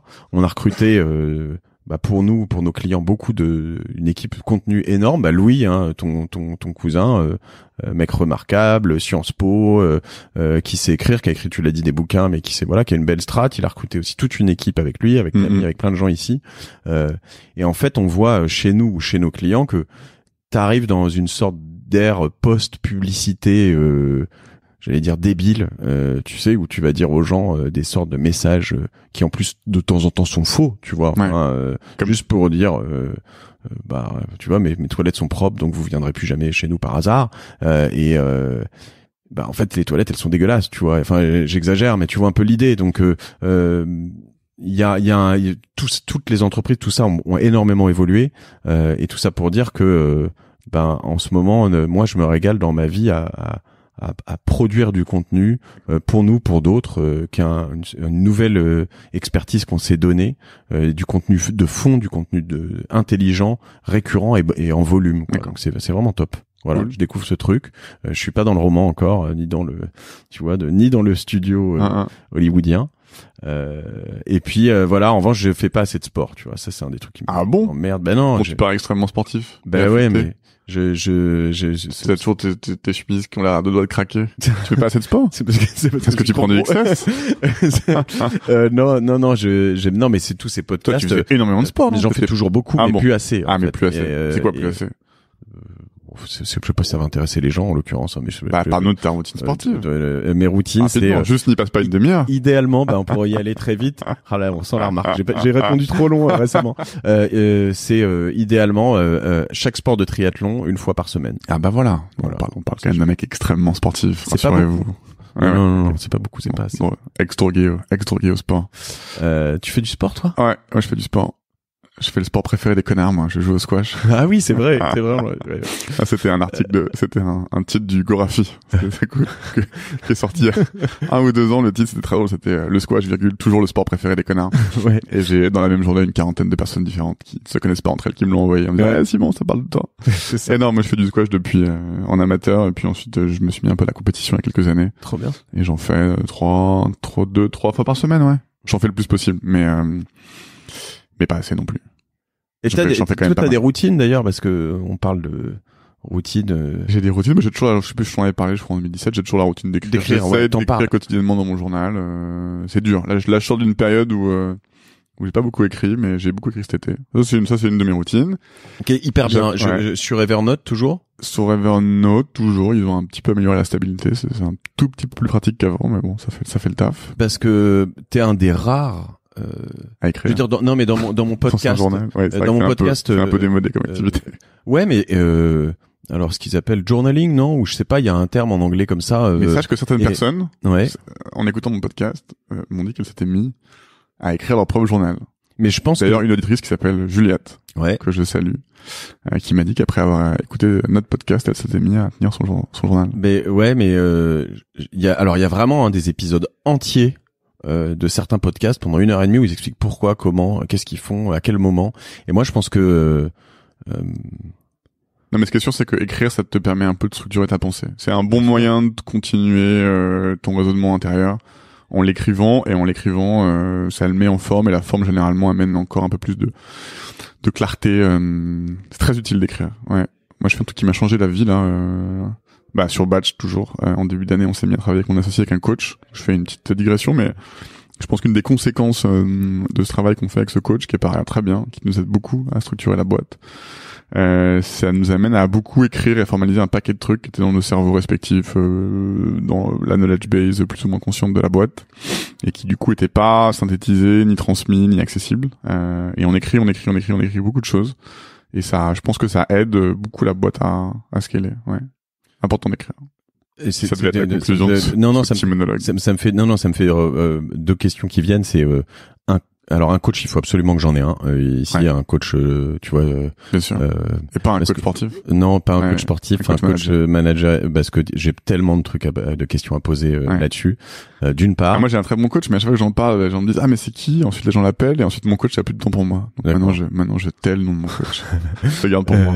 Désolé. Et après, l'autre question, c'est comment techniquement, donc sur Evernote par exemple, enfin c'est sur ton téléphone, c'est sur ton Mac, et enfin tu te dis ok, je vais écrire. Est-ce que c'est quoi le trigger? C'est j'ai une pensée, il faut que je la note, ou c'est allez, j'écris mon journal quotidien? Non, souvent c'est le temps mort. Matin, soir. L'idéal c'est un déplacement en train, en avion. Ouais, mais ça, je le fais en déplacement, mais tu te déplaces pas tout le temps, quoi. L'idéal c'est le temps mort hors du bureau. Moi c'est chez moi le matin ou le soir, pas mal le week-end, je fais des petits récaps de la semaine et je mets au propre des trucs. Et ensuite c'est vite. Le déplacement c'est l'idéal. Et alors ma question, parce que tu sais que là je reviens j'étais 2 jours à Berlin, et sur l'aller et le retour dans l'avion j'ai beaucoup écrit. En l'occurrence je fais que ça parce que t'es pas connecté, donc c'est très bien. Et d'ailleurs je commence à y avoir des avions dans lesquels t'es connecté, notamment sur les transatlantiques. T'as vu que les jeunes maintenant, parce qu'on a bien vieilli toi et moi, mais t'as vu que les jeunes ils rallument leur téléphone une fois qu'ils sont à 1000 mètres. Moi, j'ose pas. Moi, j'attends vraiment d'avoir touchdown, tu vois, être complètement arrivé au tarmac pour rallumer, sortir du mode avion. Maintenant, dès que l'avion descend, tu passes les nuages, paf! En fait, moi, tous les gens de moins de 25 ans, ils rallument leur téléphone. Moi, et ils envoient des snaps. Ouais, j'enlève pas le mode avion. On a vieilli, hein. Ouais, c'est triste. Moi, je l'enlève pas. Je le laisse. Non, je vais pas en mode avion, quoi. Pardon. Ah, tu vas pas du tout en mode avion? Non. Ouais, non, toi, t'es vraiment dans une crise de jeunisme non, totale. Mais ça sert à rien, en fait. Est-ce que, en fait, un jour, tu testes, puis tu te dis, bah, on s'est pas craché, donc, du coup. Ah ouais, t'es ce genre de personne. Ouais, je vois. J'en connais des comme toi. Non, mais s'il y avait vraiment un problème sur les modes avion. Bien sûr, ce serait tout scratché. Voilà, il demanderait à tout le monde, il te ferait enlever le téléphone à l'entrée, enfin, j'en sais rien. C'est vrai que t'as des avions maintenant qui ont le wifi, mais franchement, j'en ai pris 2 ou 3 et on a encore un peu de temps, quoi. J'ai un peu, des performances, encore assez faibles. Donc, tu écris là-dessus. Alors, par exemple, en ce qui me concerne, moi, j'essaie d'écrire plein de trucs, mais c'est plein de trucs, justement, je reviens sur le contenu. Les emails, ça compte pas. Non, j'écris des choses que j'aimerais publier et qu'on publie après, en fait, souvent. Okay. Donc ça va être, tu vois, je sais pas moi, les meilleurs podcasts, et puis je vais mettre une liste de podcasts que j'écoute. Ça va être, tu vois, les meilleurs. Alors souvent c'est des listes comme ça.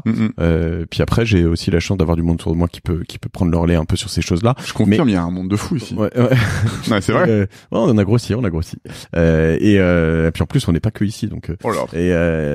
L'empire. Mais ouais, c'est ça, l'empire. Et ouais, donc c'est très cool de pouvoir se poser et se faire ces choses-là. Mais toi, justement, tu disais quand je te demandais est-ce qu'on peut avoir accès à ton à ton journal, tu disais non, mais t'es un malade. La réponse est non. Ouais, je pense que t'écris aussi beaucoup de choses perso. Énormément. Ouais, je pense que si mon journal était rendu public, ça m'isolerait beaucoup. Ouais. Tu peux dire dedans, j'ai vu un tel, c'est un connard. Non, c'est pas ça, mais c'est plutôt, j'ai pas une note introspective, tu vois, c'est un peu ma thérapie psychanalytique personnelle, donc j'écris aussi des trucs d'ailleurs je pense pas nécessairement, mais les écrire ça fait du bien. C'est aussi un peu fourre-tout, tu vois, donc comme c'est pas mis en page, et là je vais faire un parallèle extrêmement prétentieux, mais le nombre d'écrivains qui ont brûlé leur journal avant leur mort pour être sûr qu'ils soient pas publiés, parce que généralement c'est du fourre-tout, tu vois, donc t'as pas envie du tout que ce soit lu, et même d'ailleurs moi quand je me replonge dans mes notes quelques années après, je me dis mais qui est le barge, qui est l'allumé qui a écrit ça, et c'est moi, mais tu vois c'est pas du tout, c'est un exercice, c'est comme quand toi tu t'enregistres à blanc, et t'as pas envie que ça aille en ligne, quoi, ton podcast. Le soir dans mon lit. Ouais, voilà. quand tu rôdes tes formules choc, t'as pas envie qu'elles soient publiées. Putain, j'en fais pas assez d'ailleurs. Qu'est-ce qu'on disait, les routines? Non, mais ça c'est ma routine, ouais. Routine sportive, c'est le squash, enfin le sport. Donc, ça c'est vrai que c'est très important, à passer un certain stade de vie, quoi, de rester fit. Hein. Tu vois d'ailleurs une sorte de fourche de Y assez claire. Les gens de mon âge, quoi, hommes-femmes, généralement le facteur aggravant c'est tu fondes un foyer, pas de maternité, et puis t'as ceux qui décrochent complètement du sport, quoi. Ouais. Non mais c'est vrai, hein. Bon par la force des choses, parce que ça te prend un temps fou. Et de la vie d'ailleurs, il décroche complètement. Et ça, je dirais que c'est quand même, c'est hyper important de se maintenir en forme, parce que c'est vrai que la corrélation entre le corps et l'esprit, elle est quand même nette et avérée. Donc si t'es pas en forme physiquement, t'es pas en forme mentalement, donc ça va pas, quoi. Mais il y a une forte aversion, moi je vois, alors je pensais, tu vois, parce que j'adore les routines, et dans ce podcast, je pensais que je pourrais avoir plein de secrets, etc. Tu vois, s'il y a peut-être, c'est pas une déception, je dirais, mais c'est qu'il y a une sorte d'aversion en France pour les routines. La routine, c'est le plan-plan, c'est le truc relou, tu vois. Enfin, vraiment, même le terme routine, il est négatif. Bah, c'est un peu connoté truc de psychopathe quand même, hein. Ouais. La routine, tu vois. Ouais, Qui mais se lève à 7h01 toute sa vie, qui finit par assassiner tout le monde au bureau. Enfin, tu vois, c'est 5h15. Mais tu vois, et à la limite, ceux qui ont eu les plus belles routines dans ce podcast et qui me marquent le plus, ouais. Qui sont-ils? Eh ben, c'est Joël Dicker, c'est les écrivains, D'accord. et Bernard Werber. D'accord. Parce que c'est des personnes qui, tu vois, sont des machines qui vont t'écrire 10 pages par jour de 6h à 8h ou de 8h à midi, tous les jours, toute l'année. Ouais, c'est vrai. Ça, c'est important. Et t'as quand même un effort physique. Pam, tu vois. Bah, écrire un livre, c'est un effort, un effort intellectuel, mais physique. C'est vrai que si tu torches pas tes X pages par jour, sur lesquelles tu reviens ensuite, hein, mais tu t'avances pas, quoi. Moi, j'ai une amie qui finit un livre, là, en ce moment, d'ailleurs, elle avait pas vraiment de routine, mais non, elle s'y astreint. Enfin, dans les derniers mois, c'est vraiment les dernières fois d'un marathon, tous les jours, le matin, 10-15 pages, l'après-midi, si elle peut, elle continue. Et c'est vrai que t'as qu'un nombre de jours limité, quoi, pour torcher ton livre. Donc, ouais, ça tu dois avoir cette routine-là, sinon tu produis rien, c'est vrai. Clairement. Et après, j'ai eu évidemment les sportifs. En fait, c'est marrant, hein, c'est quand tu sors un peu dans les entrepreneurs, il y en a peu qui assument je dis un peu, mais des grosses routines. Les sportifs, évidemment, t'as pas le choix, tu vois. J'ai eu aussi Greg Mollier-Vieville ici, Stéphanie Giquel, qu'en parle un peu évidemment, mais Greg, un petit épisode qui était tourné comme ça, il est peu connu et pourtant ils ont fait un truc qui s'appelle CYD, Conquer Your Day, pour faire du sport souvent dans les villes en fait. D'accord. Et j'adore cet épisode. Tu vois, je sais qu'il a mis, lui, toi t'as mis des gens à faire du journal et lui il a mis plein de gens à faire du gainage. Est-ce que t'as interviewé Jean de la Roche-Brochard de Kima? Non, et écoute, alors Jean, je vais le faire. On brûle pas d'impatience de l'interview parce que comme il s'exprime déjà quasiment tous les jours, qu'il est extrêmement sollicité et présent médiatiquement, mais Jean, je pense qu'il a que je salue d'ailleurs, il a plein de bonnes routines, je pense. En tout cas, il a, si pas lui-même plein de bonnes routines, probablement une vue assez précise de quelles sont les routines de plein d'entrepreneurs. Je pense que sur le sujet de la routine, tu pourrais l'interviewer. Ouais, tu vois, je te disais que je voulais faire des verticales. On n'aura pas Zizou, mais je pense qu'on peut avoir Jean. Sur le sujet des verticales, Jean, si tu nous écoutes, en tout cas, on se croise, on a échangé des mails. Si je l'ai pas fait, et je voudrais le faire parce qu'à chaque fois que je l'entends quelque part, je le trouve extrêmement pertinent et sympathique. Ça te coûtera 15% de Causa Vostra Génération. Et c'est tout, et tu l'auras. La difficulté, c'est de me dire, comme il passe en effet sur beaucoup de podcasts, c'est de me dire comment je vais faire mieux que les autres, tu vois, parce que il a déjà dit plein de trucs partout. Bah, on peut se le faire à 3 si tu veux. Allez. Jean, je le connais bien. Vendu. Ouais, on se le farcit. Ok. On l'empêche de partir en roue libre. On l'emmène sur des terrains où il s'exprime un peu moins habituellement. Allez. Je fais le meilleur épisode de Génération de toute l'histoire de Génération de Yourself. Allez, bah, Jean, ça y est, t'as gagné une invite. J'envoie un petit mail en sortant. J'espère que tu diras oui. Jean, c'est un yes man, hein. C'est un yes man. Ouais, c'est sa force. Après, il faut que, tu sais quoi, il faut qu'on deal avec lui, mais je devrais pas dire ça. Il faut des personnes à qui il a dit non. Bah oui. Puisqu'il investit dans des boîtes. Non, il faut qu'il nous, pas dans d'autres. Il faut qu'il nous chope, et pas dans d'autres, voilà. Il faut qu'il nous chope Xavier Niel, quoi. Parce que lui, je l'ai pas eu non plus. Et lui, Xavier m'a mis un vent. Hein, Xavier t'a mis un vent. Ouais. Il m'a dit, ça m'étonne pas. Il m'a dit, non, j'aime pas faire ça. Ouais. Il m'avait répondu, tout le monde, enfin, voilà. Et, donc, évidemment, je l'ai relancé, plusieurs fois. J'ai pas dit mon dernier mot. Qui a été très mal perçu. C'est passé pour un gros lourd. Non, je le fais bien. Écoute, je pense que si t'as Jean, au moins, je te garantis pas que mais je pense que tu pourras en discuter. Mais voilà, et puis en plus, j'étais extrêmement vexé parce qu'il dit non, je fais pas ça, mais il l'a fait sur un podcast des Échos. Vraiment, je suis dégoûté. Bah, tu peux avoir, là, ça te coûtera 51%. T'es trop cher, là. T'es trop cher. Putain, cet épisode m'aura coûté un bras. Ouais. Le mec, il vient, il a vu que ça marchait un peu après 100 épisodes, il se dit, c'est bon, je vais... T'as continué à investir, d'ailleurs, toi?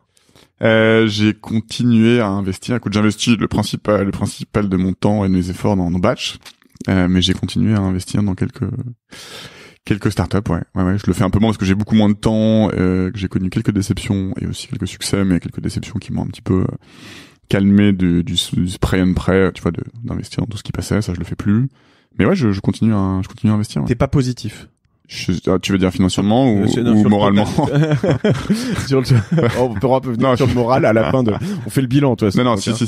J'ai eu la chance, je suis positif sur mes investissements, mais j'ai fait plein de conneries aussi. c'était un peu le sujet, enfin, 2017, c'est ce qu'on se disait, hein, j'ai investi dans plein de boîtes, franchement. Ouais, mais tu disais Soit j'ai filé des mauvais conseils, soit les boîtes étaient nulles, soit j'ai regretté ensuite de l'avoir fait, enfin, bref, plein de raisons différentes. Mais j'ai aussi investi dans quelques très très belles boîtes. Et donc, globalement, 1 positif financièrement, 2 positif moralement.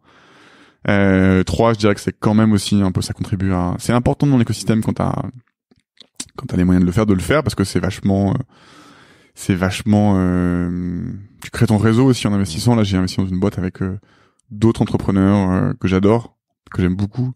Yanis, qui a créé Adot, Christian, qui a créé Vestiaire Collective, qui faisait partie des cofondateurs. Que j'ai eu sur ce podcast. Un très bon épisode. Ah ouais, c'est vrai, mais il faut absolument que je... Et c'est un des premiers très longs d'ailleurs. Ah ouais. Il aime bien parler, Christian. Ouais, et mais il a plein de choses intelligentes à te dire. Non, j'aime beaucoup Christian. Et que je salue également.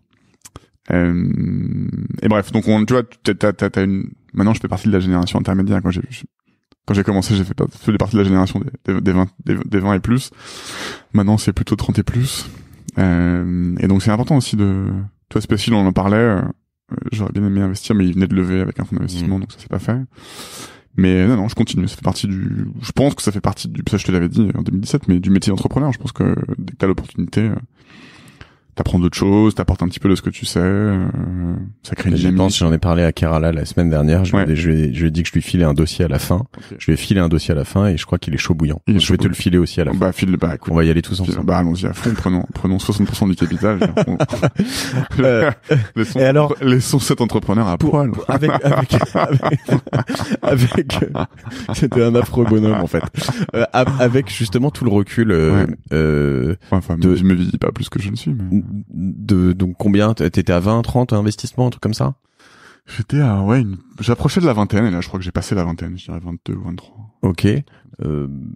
Avec 2 ans et demi de recul de plus, c'est quoi d'autres learning, d'autres apprentissages, d'autres choses qu'il faut? En vieillissant, tu deviens un peu con et craintif. Il y a un truc que t'as dit, je te coupe avant que tu dises, mais que j'ai beaucoup aimé et qui me fait penser à cet investissement qu'on va faire. Et nous, on n'en fait pas beaucoup, mais c'est juste te dire, à partir du moment où tu investis, tu dois considérer cet argent comme perdu. Ah ouais, ça c'est important ça. Mais mais en fait, la plupart des gens qui investissent dans plein de choses. Ouais, c'est vrai, il y a encore des gens qui font ça. Non, quand t'investis, surtout en seed, surtout dans des startups. Enfin, tu vois, je sais plus qui. Enfin, tu vois, il y a aussi des gens qui raisonnent en se disant qu'ils veulent pas exposer plus d'un pourcentage défini de leur patrimoine total. Dans de l'investissement à risque, donc ça peut être je sais pas, de la bourse très risquée ou des startups en très early stage, mais oui, faut absolument considérer que ce que t'as investi, il est perdu, quoi. Ouais. Et s'il te revient, tant mieux. S'il te revient avec des multiples, encore mieux, mais vraiment, si tu comptes sur cet argent-là pour, tu vois, il est tellement risqué, quoi. Il faut pas. Toi, tu vois ça comme MBA, hein. Alors, plus maintenant, je considère je considère que je suis diplômé maintenant. J'ai commencé en 2013, donc c'est 6 ans d'études, je considère que, voilà, je suis diplômé. J'ai eu mon diplôme, d'accord. Donc qu'est-ce qu'on apprend quand on a un diplôme d'investisseur, de business angel? Je sais pas ce qu'on apprend, mais, non, en tout cas, moi maintenant, j'essaie de mettre des plus grosses sommes. C'est quoi, plus grosse somme? 50? Ouais, entre 50 et 100. Ok. Dans des startups, plutôt créés par des entrepreneurs qui montent leur 2e ou 3e boîte. J'ai un petit peu arrêté la prise de risque maximale d'investir dans des primo-entrepreneurs. Tu vois, d'ailleurs, si rétrospectivement, si j'avais dû investir dans moi-même, j'aurais mieux fait d'investir dans Batch que dans App Gratis. Tu vois, je pense que les gens qui ont investi dans Batch auront un bien meilleur destin que les gens qui ont investi dans App Gratis. Mais bref. Je préfère, étant moi-même maintenant finalement au niveau d'un entrepreneur qui a quelque part monté sa 2e boîte, je considère que Batch c'est ma 2e boîte. Je préfère finalement la dynamique d'investir dans des boîtes montées par des entrepreneurs qui l'ont déjà fait, quoi, avec succès ou avec échec, mais qui parce que, et peut-être aussi parce que c'est ce que j'espère moi aussi, j'aimerais bien un jour remonter, tu vois, une 3e boîte pour le coup, et remettre au travail tout ce que j'ai appris sur App Gratis et Batch. Et en fait, je vois un peu dans l'œil brillant des entrepreneurs qui remontent leur 2e boîte, cette espèce de gourmandise de se dire, bon, toutes les erreurs, toutes les conneries que j'ai fait là, je vais vraiment pas les refaire, et je vais vraiment faire un truc bien et bien réfléchi, avec les bonnes valeurs, avec la bonne équipe, avec le bon product market fit, je vais perdre moins de temps, je vais faire les choses mieux, ça va aller plus vite, ce sera plus cadré, enfin, tu vois. Et tout ça, pour un investisseur, c'est du risque en moins. Et voilà, et sur le plan financier, je pense quand même, et là j'ai aucune stat pour soutenir mon raisonnement, mais que t'as probablement des meilleurs retours sur des entrepreneurs qui montent leur deuxième, troisième boîte que sur des primo-accédants. Il y en a un des stats. Je crois que alors après le retour sur investissement c'est pas forcément ce que j'ai, mais je me souviens d'une stat que j'ai lue il y a quelques temps qui était en gros un entrepreneur qui monte sa troisième boîte, il est quasiment à 0% de chance de se planter. En fait, t'arrives à un niveau qui est juste hallucinant parce que en effet déjà c'est sympa d'accéder des vérités sans aucune data pour se baquer. Non mais je vais de réaliser qu'on a raison. C'est agréable, non? Mais c'est en fait ça semble assez logique en vrai quand t'as pris 2 énormes vents et puis souvent en plus t'as alors quoique il y a des gens qui montent une boîte, 2 boîtes avec succès, la troisième aussi du coup, mais c'est vrai que tu vois justement là-dessus tu vois moi j'ai eu des Fred Potter, je sais pas si tu le connais un peu, Netatmo. Pas très bien, je le croise on est dans le même groupe d'entrepreneurs qui s'appelle le Galion. Ouais, Fred il est d'une violence très violent. Oh là là, en termes je veux dire, c'est un businessman accompli hallucinant. Hallucinant. S'il avait été là à ma place, il aurait déjà foutu Jacques Desroches. Pas toléré qu'un mec qui pionce sur la table pendant tout l'enregistrement. S'il écoute ça, non, je parle d'une violence en tant que entrepreneur, soyons clairs. Mais à mon avis, c'est ce qu'on appelle dans le monde du podcast un bon client, à mon avis. Ouais. En gros, ce que tu dis, c'est que t'investirais, et tout ça, évidemment, est une thèse qui sera démontée dans 2 semaines parce que tu vas le faire, mais plus ou plutôt moins dans un primo-entrepreneur. Ouais. Et t'as raison, c'est ce que je viens de faire les derniers investissements en date. C'est ça, mais parce que le mec m'a beaucoup impressionné. Et qu'on y est allé à plusieurs, et que c'était aussi sympa d'investir dans cette boîte avec des gens que j'aime bien, dont Yannis et Christian, mais aussi Franck et Stéphane Lévy de Labellium. Enfin, on est plusieurs tu vois, donc c'est sympa de faire le truc et de se dire tous ensemble, voilà, on gagne ou on perd, mais on est ensemble et on accompagne ce mec-là. Un club deal, quoi. Une sorte de club deal, ouais. Chose dont je me méfie habituellement, mais on a fait un club deal, ouais. Et non, la boîte est vraiment hyper prometteuse. Je peux pas dire qui c'est parce qu'ils sont en train de préparer l'annonce de leur levée, mais c'est imminent. C'est pas une monstrueuse levée parce que le business est déjà pas mal développé et presque rentable, mais super boîte. Effectivement, là, c'est si vous ajoutez Simon Davlat sur LinkedIn, vous le saurez bientôt puisqu'il l'annoncera du coup. Je vous encourage vivement à m'ajouter sur LinkedIn. Ouais. Je fais de même. Tu sais que d'ailleurs, petit rebond là-dessus, dans notre épisode février 2017, on parle de LinkedIn en disant que ça revient, et c'était quand même assez tôt parce que aujourd'hui je vois encore plein de gens qui, quand je leur dis si tu veux suivre un peu ce que je fais, ajoute-moi sur LinkedIn, qui me regardent comme si LinkedIn c'était juste pour chercher du boulot ou tu vois. C'est devenu un vrai réseau social. Enfin, je me demande si 2017 c'est pas le moment où ils ont complètement upgradé le feed. Ouais. Tu sais, qui est devenu qui est encore un peu pété par certains abords, mais qui fonctionne quand même pas mal pour faire remonter des contenus intéressants. Et là, pour le coup, sur LinkedIn, ce qui est marrant, c'est que t'as vraiment une sorte de, pour revenir à ton préféré, la bienveillance. Je crois que c'est Welbeck qui dit dans je sais plus quel bouquin, les relations professionnelles, les relations parce qu'elles sont professionnelles en garantissent l'innocuité. Et effectivement, il y a beaucoup moins de gens, il y a beaucoup moins de gens il y a beaucoup moins de shitposters en fait sur LinkedIn parce que fondamentalement plein de gens s'en servent aussi pour mesurer, traquer leur carrière et se disent tous le jour où je suis à la recherche j'ai mon réseau, donc les gens se permettent beaucoup moins de dire des saletés. Ils sont beaucoup plus engagés, ont beaucoup plus tendance à liker, partager, interagir, et donc produisent un peu le comportement qui fonctionne très bien avec les mécaniques algorithmiques des feeds. Et donc je dirais que le feed de LinkedIn il est vachement dynamique parce que les gens ont dans le fond tout intérêt à partager, contribuer. Tout le monde y trouve son intérêt pour sa carrière, pour son business, pour sa visibilité personnelle. Même toi, je vois que tu diffuses tes épisodes, souvent je les vois passer. Enfin, toi tu gagnes de l'audience. LinkedIn. Malgré la folie douce qui parfois y règne, je dirais que c'est un outil où tout le monde trouve son compte, quoi. Moi, je suis full LinkedIn. Ouais, j'ai déjà fait je trouve que et en fait, j'ai vraiment, tous ceux qui veulent te suivre, nous suivent, soit tu nous ajoutes, soit tu suis, d'ailleurs, c'était une fonctionnalité pour suivre les gens sur LinkedIn. Mais allez-y, mais en fait, je pense que c'est un endroit où en fait pas mal en effet il y a pas de cheat posting, j'ai raison pour reprendre ce temps, et je dirais que ce terme que LinkedIn me le rend bien. Et ouais, donc en effet ça c'est pas mal, et je pense qu'en plus dans les gens, tu parles des gens alors c'est pro B2B de notre âge, il y a le côté un peu carrière. Si t'es plus jeune, tu vas à la limite sur TikTok, quoi. Alors j'ai essayé là, ça fait quelques semaines. Alors c'est très addictif cette connerie. T'es sur TikTok? Pas du tout. Je pense que ça va être vraiment n'importe quoi en termes d'audience, parce que c'est vraiment le truc où tu sens que c'est presque pire qu'Instagram, tu vois, et full vidéo. Alors si tu veux vraiment bien perdre ton temps, je pense que t'es au top là en termes de profondeur et d'intelligence. Perdre mon temps en écoutant tes podcasts. Ouais, t'as raison. Salaud. D'accord. Et alors Batch, juste pour faire un petit point quand même là-dessus, un gros point, parce que là tu dis que tu considères que c'est ta deuxième boîte. Ouais. Donc c'est à l'origine quand même les investisseurs donc qui avaient misé sur App Gratis étaient dans Batch. Ils sont toujours dans Batch. Ils sont toujours dans Batch. Ouais. C'est-à-dire que l'investissement que Iris Capital, pour les nommer, a réalisé en 2012, dans Immediap, qui est la structure légale qui soutenait App Gratis, et ben sont devenus de facto, enfin sont restés d'ailleurs investisseurs. Et ils sont contents. Bah il faudra que tu leur demandes. Ouais. Je sais pas, je pense. J'espère. Mais en l'occurrence, voilà. Alors souvent ces fonds, ils sont pas entre guillemets, ils sont pas evergreen. C'est toujours, ils sont pas evergreen, non. Donc ils doivent pas être très contents d'être là encore après 9 ans. Enfin, j'en sais rien. Je peux pas me prononcer. Tu les vois souvent? Je les vois assez régulièrement quand on travaille avec un des partenaires, Eric de la Rivière, qui a récupéré le dossier quand le précédent partenaire a quitté Iris. Écoute, je pense qu'on a des bonnes relations professionnelles, cordiales. Donc non, ils nous accompagnent, ça se passe toujours très bien. J'ai absolument pas à me plaindre d'eux. Est-ce qu'ils sont contents? Je sais pas. Tu sais, les mécaniques de fonds, effectivement, les limites de fonds, de numéro de fonds, d'expiration des fonds, de durée d'investissement, tout ça, ça correspond à des mécaniques internes sur lesquelles les entrepreneurs ont pas tout le temps la visibilité. Donc je sais pas, mais effectivement ils sont pas evergreen, c'est pas comme un fonds corpo ou un family office qui peut investir, réinvestir et réinvestir avec le même fonds ou la même somme d'argent, la même pocket d'argent ad vitam aeternam. Donc écoute, il faut leur demander. Et t'as d'autres personnes qui ont investi depuis? Non,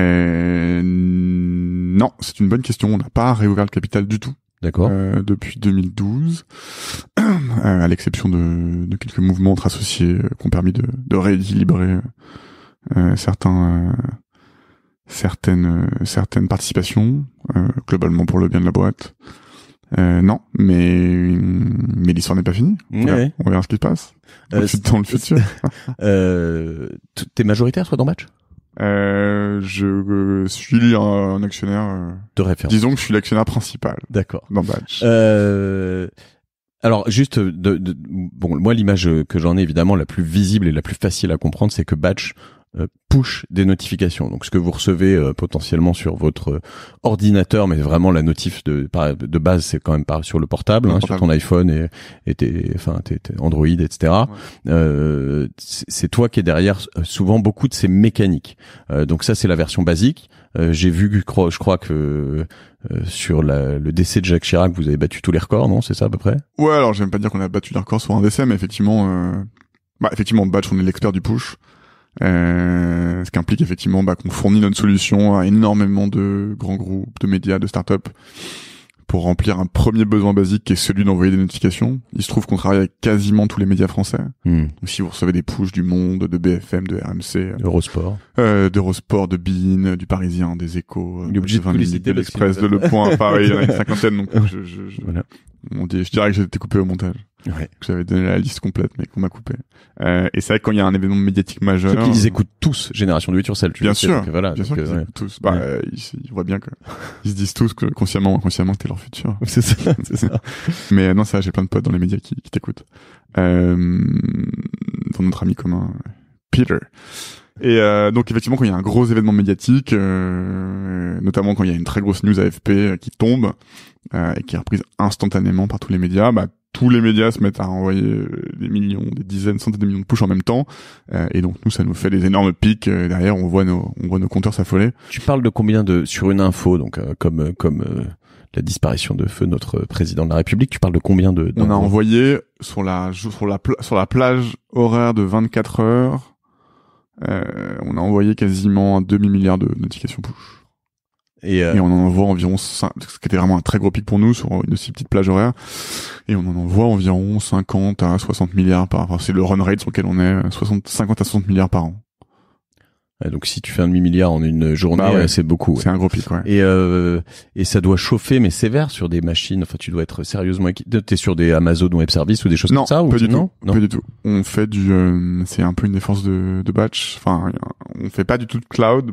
ce qui nous a, Ce qui est pas très à la mode. ce qui est pas très à la mode, mais ça nous évite de nous faire assassiner par Amazon quand on a un tel pic déjà, tu vois, parce que les infra cloud elles ont des pricing élastiques, donc quand tu fais x10 sur la journée, pareil, t'as l'addition qui fait x10. Donc nous, on fait depuis le début de l'infogérance en prop sur 300 plus serveurs bare metal qui sont tous en France, chez plusieurs hébergeurs dans plusieurs data centers. Ça nous permet une bonne maîtrise de nos coûts, d'un. De deux, ça nous a donné un avantage non négligeable quand la RGPD est entrée en vigueur, parce que du coup on fait 100% de nos données sont hébergées en France, sur le territoire français, sur des serveurs qu'on maîtrise nous-mêmes, avec des données qui sont jamais mutualisées. Donc aujourd'hui, nos plus grands clients, par exemple, c'est les banques, assurances, fintech, et souvent on a gagné des appels d'offres parce que on avait cet hébergement de nos données sur les serveurs physiques en Europe, qu'on savait exactement et qu'on n'avait aucune perméabilité avec des clouds où justement tes data partent et tu sais pas où elles vont. Une des raisons qu'on est vraiment très très leader en France, c'est plein d'autres raisons, mais ça a été un facteur accélérant. Ça me fait penser, digression totale, mais tu vois, ces discussions un peu techniques. Il y a deux personnes aussi que je veux avoir absolument, qui sont qu'on a rarement. Alors, il y en a un qu'on voit jamais. Octave. Alors ouais, Octave Klaba. Ça, je veux absolument. Et l'autre, qui vient de l'Est aussi, qui s'appelle Oleg. Ouais. Et Oleg. Alors Octave, on le voit, tu vois un peu là sur LinkedIn notamment. Il existe un peu, mais un peu. Ouais. Mais et Oleg Tchekhov, je sais pas. Il faut mieux dire Oleg. Oleg, voilà. Tous les gens que je connais qui connaissent Oleg disent ouais Oleg. Que tu connais aussi. Hein. Non, on s'est jamais rencontré. Ah, je croyais que tu le connais. Non. Mais sur les 5 premiers épisodes, il y en a 4 dans lesquels il était impliqué en fait. Ouais. Toujours, il est le mec, il est partout. Bien sûr. Ouais. Bah écoute, c'est un des top business angels, mais entrepreneur français. C'est un mec qui prend des gros risques dans ses deals, donc. Plein de gens le connaissent, ouais. Puis il était là un peu au début, quoi. Et on échange avec ces deux-là, mais ça va se faire, je vois. Je sais pas, on verra. Bon, là, tu vas y arriver. Ouais. J'ai moins d'inquiétude que pour Zizou. Pour Zizou, mais j'y arrive, Zizou.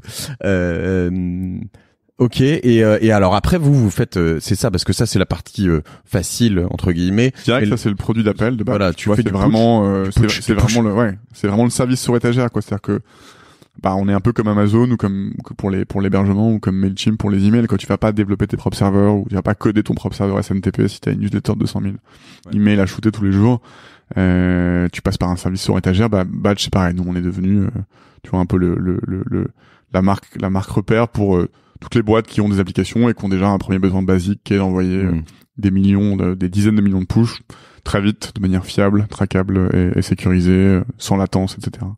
Avec tout l'accompagnement technique et marketing pour intégrer le truc bien comme il faut. Ça, c'est notre produit d'appel. Donc vraiment, tu vois, leader sur les notifications push. Et en fait, le marché, on est donc rentré sur ce marché en 2014 via ce besoin basique. J'ai une app, je dois envoyer du push, je prends Batch. Et derrière, on a développé toute une intelligence qui fait qu'on est un peu maintenant une plateforme de marketing relationnel. Donc avec Batch, comme de toute façon tu dois intégrer dans ton application iPhone ou Android notre SDK, qui est la petite librairie de code qui nous permet de bien faire de faire notre boulot en gros. C'est un bout de code que tu mets dans une application. Ouais, c'est comme un tag, c'est l'équivalent d'un tag JavaScript sur les sites, c'est quoi. Non mais j'essaye de trouver un truc que les gens vont comprendre. Toi tu dis un tag JavaScript. Merci. Tu vois, non mais quand tu veux ajouter ça dans l'industrie les gens connaissent, mais le SDK c'est en gros tu prends un petit bout de code qui s'appelle Batch et tu le mets dans ton application. C'est un bout d'application que tu mets dans une application en gros. Voilà, c'est tellement bien résumé. C'est une petite application dans une application. Ouais. Donc une fois que notre application est dans ton application, nous sommes donc chez toi. Nous savons qui tu es. Et t'es capable, par exemple, de m'envoyer une notif très personnalisée sur moi parce que ma banque, je sais pas, moi, je suis à découvert, tu vois. Alors les banques, c'est le contre-exemple parce que souvent elles gardent cette donnée personnelle chez eux, elles nous l'envoient jamais et elles communiquent avec nous avec des ID cryptés de manière à ce que les données de leurs clients et les données hypersensibles financières liées à leurs clients. Capable de pusher derrière. Ouais, mais on push, c'est là, dans le milieu bancaire, c'est plutôt les banques qui gardent cette intelligence et données chez eux. Okay. Et qui communiquent ensuite avec nous avec des ID anonymes cryptés. Donc on n'a jamais accès, j'ai jamais accès à ton prénom, ton nom et ton solde bancaire, mais la banque peut quand même t'envoyer un push à toi parce qu'elle a cette donnée par ailleurs quelque part. Mais sinon, à l'autre bout du spectre, Fort heureusement que tu n'aies pas accès à ces données. D'ailleurs, je suis assez content. Mais déjà ça me déprimerait de voir ton compte en banque. Je peux dire, je vais jamais y arriver, c'est trop. Mais non, et donc, mais à l'autre bout du spectre, on a parce qu'évidemment, on est aussi par ailleurs, tu vois, très sécurisé. On a tout un environnement RGPD qui fait que il y a des clients qui eux décident de faire ça, puisque d'injecter des données plus ou moins personnelles, puisque nous on est dans le cadre de la RGPD, data processor, c'est-à-dire qu'on peut. Il va te dire par exemple ton compte Le Monde. Pardon, je t'ai coupé. Ouais, non, mais souvent, c'est pas, arrive à expiration. Exactement. C'est-à-dire que des données de ce type-là, sans nécessairement que le monde nous remonte prénom, nom, email, donc les données vraiment personnelles, sensibles, avec Batch, ils vont pouvoir dire, voilà, ce compte-là, qui est actif, il a droit à, tu vois, 10 articles gratuits par mois, et au bout du 7e consommé, je vais lui afficher un petit message dans l'app, avec une autre de nos technologies de communication qui sont les messages in-app, pour lui dire, hey, plus que 3 articles, ensuite abonne-toi. Et arrivé à l'expiration des 10 articles gratuits, tu vas pouvoir mettre en place une série de relances via notification push ou message in-app pour dire voilà, est-ce que tu voudrais souscrire à l'abonnement premium du monde. Et tu peux là-dessus rajouter, je sais pas, justement un push de SMS, email, tout ça. Alors non, nous on est vraiment, tu peux dans l'absolu, tu peux. Nous on est vraiment, on est l'expert du push. Donc ce qu'on fait, c'est du push sur iPhone, sur Android et dans les navigateurs qui les supportent, Chrome, Firefox, Internet Explorer. C'est un peu dans le jargon, c'est ce qu'on appelle une approche best of breed. Donc nous, notre but, c'est vraiment d'être le meilleur de la race. D'accord. Ce que veut dire best of breed. Best of breed. Donc d'accord. La traduction littérale en français est un peu violente, mais notre objectif, c'est vraiment d'être le meilleur de notre catégorie, d'être vraiment la marque repère. Ça, c'est un vrai truc de start-upper, le best of breed. Best of breed. Tu vois, quand tu vas sur Mailchimp. T'es quand même un des rares, à chaque épisode, tu me balances un des trucs où je me dis, putain, c'est celui-là, je le connaissais pas, quoi. Là, on en a eu 2 aussi. Mais best of breed. Ouais. Quand tu vas sur Mailchimp, c'est vraiment pour envoyer des newsletters. Quand tu vas pas sur Mailchimp pour envoyer des SMS. Donc, nous, on est vraiment spécialisé sur le push. Et c'est hyper important parce que, tu vois, le marché plus général sur lequel on est, c'est le marché, ce qu'on appelle le marché MarTech, des Marketing Technologies, qui est un marché dominé par les autres GAFA, ceux qu'on connaît moins. Donc Oracle, Salesforce, Adobe, IBM, Microsoft, qui sont aussi les très très très gros groupes technologiques américains qui sont pas consumer, donc qui sont pas les GAFA AdTech pour Advertising Technologies. Ça c'est plutôt Twitter, Google, Facebook. Et donc ce marché MarTech, il est pléthorique. Il y a une étude qui montre qu'en 2011 il y avait 300 boîtes dans le monde. Et en 2019, t'en as 8000. Donc t'as une offre qui pour les clients est pléthorique. Et donc si t'es un acteur, si t'es un truc un peu généraliste qui fait le push, l'email, le SMS, le café et le thé, en fait tu dilues vachement ton image de marque et les gens savent plus trop ce que tu fais, sachant qu'à la base c'est déjà un peu compliqué ce que tu fais. Donc nous on fait vraiment un truc, on fait du push et on le fait extrêmement bien. Sachant que peut-être aussi dans une stratégie d'acquisition là pour te faire racheter, c'est peut-être bien d'être best of breed. T'as des gens qui sont intéressés. Ouais, parce que tu connais les acquéreurs pour Batch? Bien sûr, ouais. Attends. Si tu me files un mandat, je m'en occupe 5%. C'est drogué au M&A. Le mec rêve de faire des deals. En fait. Bien sûr, mais je ferai des deals. Attends, je fais des podcasts, mais il est extrêmement frustré. Ce qu'il devrait faire, c'est du M&A. Exactement. Ouais. Et tu sais qu'on en a fait en plus parce que tu le sais. Et donc je connais des gens qui seraient intéressés. Mais écoute, je peux faire une confidence, Matt, énormément de gens seraient intéressés. Je sais. Pour acheter Batch. C'est pas vraiment à l'ordre du jour parce que là on relance une grosse phase d'investissement. On a embauché une douzaine de personnes en septembre, plutôt des gens très seniors. Pour Vous vraiment êtes rentable? On est rentable depuis l'an dernier. D'accord. On va probablement l'être moins l'année prochaine, étant donné les investissements massifs qu'on fait là sur l'équipe et le déploiement européen. Mais on pense que les 5 prochaines années vont être vraiment les meilleures. On considère qu'on a vraiment mangé notre pain noir. Je te cache pas que les années 2017-2018, c'était dur, c'était douloureux, quoi. C'était vraiment du développement commercial, produit, pied à pied, avec une petite team, avec vraiment plein de super héros dans la boîte, qui ont amené la boîte là où elle est. Voilà. Et là, maintenant, c'est un peu l'année de la maturité. On bosse avec ce fameux coach qui nous aide beaucoup à structurer. On a fait un paquet d'embauches hyper excitantes, des gens avec qui, qu'on n'aurait pas rêvé pouvoir embaucher il y a ne serait-ce que 2 ans. Voilà. Et là, on est 36, 35 ou 36, je sais plus. On sera probablement 40, 45 fin d'année. J'espère 60, 70 l'année prochaine. Sachant que sur la même structure, tu me disais, vous êtes monté à 100. À l'époque d'Abertis, il y a très longtemps. Ouais. Mais bon, là vraiment les profils, les gens, les compétences sont très différentes. Mais non, je pense qu'on là maintenant le but c'est vraiment de faire de Batch 1 la marque repère sur son marché. Tu vois, on veut être le Mailchimp du push. C'est-à-dire que je veux que quand une petite boîte, quand une PME ou une boîte du CAC 40 pense push, elle pense batch. En France et en Europe, ça c'est vraiment l'objectif, l'ambition commerciale, et on est plutôt bien parti pour y arriver. Et donc ouais, créer la marque repère et la créer en Europe et pas que en France. Tu vois, en France on y est un petit peu. Quand les gens pensent push, ils pensent quasiment tout de suite batch, donc ça c'est cool. Voilà, on a un marché, un marché et demi aller en Europe qui se développe très bien. On est très présent en Allemagne et on commence à avoir le client en Angleterre, donc on veut vraiment accélérer dans ces pays-là. Voilà, et ça va nous prendre, tu vois, c'est long, lent et difficile, donc ça va nous prendre 3, 4, 5 ans. Donc là, on est plutôt dans une phase d'investissement conséquent et de développement. Ouais. Quand je réécoute notre premier épisode, entre les lignes, à un moment, on sent que les Américains disent eat shit, tu vois, mais on sent que t'as un peu, j'aime pas te dire ce truc en français, c'est moins joli, mais que t'as quand même entre la fin d'App Gratis et le début de Batch, t'as un peu, ça a été, t'as quand même, t'as quand même pris cher, tu vois. Pas que moi, hein.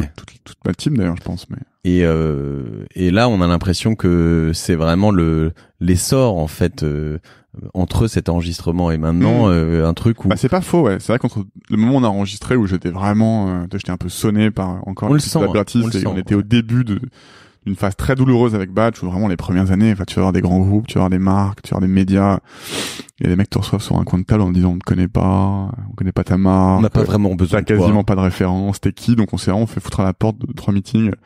Ça, c'était difficile, quoi. Donc, c'était vraiment 2017, c'était déjà un peu la fin de ça. Enfin, non, c'était encore la partie difficile, ouais. On venait de signer les 4-5 premiers gros clients, mais on était encore pas grand chose. Et là, c'était difficile, ouais. Donc, 2017, c'était une année un peu douloureuse, ouais. On sent que c'était le début de la transition, mais là, on voit que... Ah, bah là, c'est vraiment, j'en parlais avec un entrepreneur que j'aime beaucoup l'autre jour. Il m'a dit, ça y est, t'as mangé ton pain noir, quoi. Ouais. Et c'est vrai, notre pain noir, il est derrière. Ça va être 3 années vraiment difficiles. Et là, on est dans une phase, qui est canon, quoi, qui est dingue, où vraiment, maintenant, tu vois, sur notre marché, on est hyper reconnu. Tous les deals qu'on pitch, on les gagne. On a quasiment pas de concurrence. On avait des concurrents historiques, mais ils sont en train de disparaître petit à petit dans des acquisitions ou dans des déploiements commerciaux un peu suspects. Donc, on a vraiment l'opportunité de faire un super leader en France, ce qui est déjà beau, parce que c'est un marché hyper mature sur le mobile, la France, notamment grâce à, tu vois, les fameuses campagnes Orange et Apple que tout le monde connaît. Tu vois, il y a une app pour ça entre 2008 et 2011, ça a en fait énormément évangélisé le marché. Donc la France est un marché hyper mûr sur les applications, sur le mobile, et donc sur le push en général. Et voilà, et donc là on est vraiment au début des 5 très très belles années de développement commercial de Batch. Donc on va y aller à fond, quoi. T'es toujours un gros, voire peut-être un des meilleurs experts des apps en France, en tout cas oui. J'ai cette question qui revient. Moi, j'essaye souvent de convaincre certains de mes clients de pas faire d'app. Ouais. Parce que en fait, t'as des tas de gens qui disent, ils disent oui, on voudrait faire une app pour ça. Ouais. Et je leur dis non, mais en fait, je leur dis pas de c'est débile parce que je suis plus respectueux que ça, mais je leur dis je pense que on peut commencer autrement, moins coûteux, etc. Est-ce que tu peux m'expliquer, selon toi, dans quel cas de figure on doit faire des apps? La réponse est simple, faut pas faire d'app si par ailleurs tu t'équipes pas de Batch. Déjà. Ouais, ça paraît très autocentré comme commentaire, mais fondamentalement, ouais, ce marché-là, les gens ont eu tendance à dire à une époque, les apps sont mortes ou faut pas faire d'app, parce qu'en fait, ils lançaient une app et ils espéraient qu'elle cartonne toute seule, quoi. Et les apps, il y a d'un côté une opportunité énorme, qui sont les App Store, qui sont des carrefours de distribution extrêmement puissants pour distribuer une application directement sur le téléphone des gens, dans un cadre sécurisé où on peut capter plein de données intelligentes pour son CRM. Mais de l'autre, les smartphones sont des comme on dit dans le jargon, des form factors particuliers où t'as un écran d'accueil, puis t'as des écrans secondaires. Sur les écrans secondaires, t'as des dossiers. Donc si t'es l'app qui est sur le 8e écran dans un sous-dossier, t'es jamais exposé en fait à ton client, quoi. Enfin, ton user. T'es pas sur la homepage de ton smartphone. T'es pas sur la homepage avec Instagram, Spotify, WhatsApp, Telegram, Netflix et tes comptes bancaires, et que tu communiques pas par ailleurs avec du push.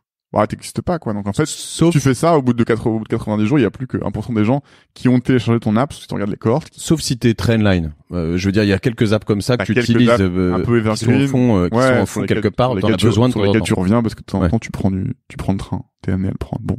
Mais ça, c'est pareil, ils font partie des Trendline, ils font partie du 1%, quoi. Donc ouais, effectivement, si tu t'intègres pas, mais ça maintenant je vois plus beaucoup de boîtes se lancer dans des projets mobiles ambitieux sans intégrer directement la dimension CRM qu'on leur fournit.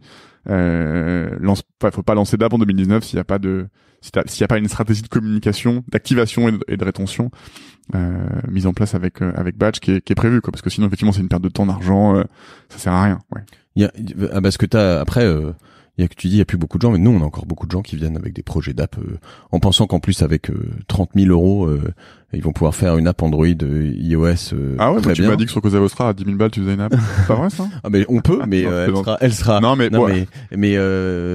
il y a alors après il y a tout l'univers B2B très professionnel, ça c'est encore différent. L'univers B2B, même l'univers consumer, il y a plein de, tu vois, moi qu'est-ce qu'on a, je peux te prendre plein de petites startups, enfin petites et grosses d'ailleurs, avec qui on travaille, dont l'app est le principal véhicule. Je peux te citer, je sais pas, Mapster.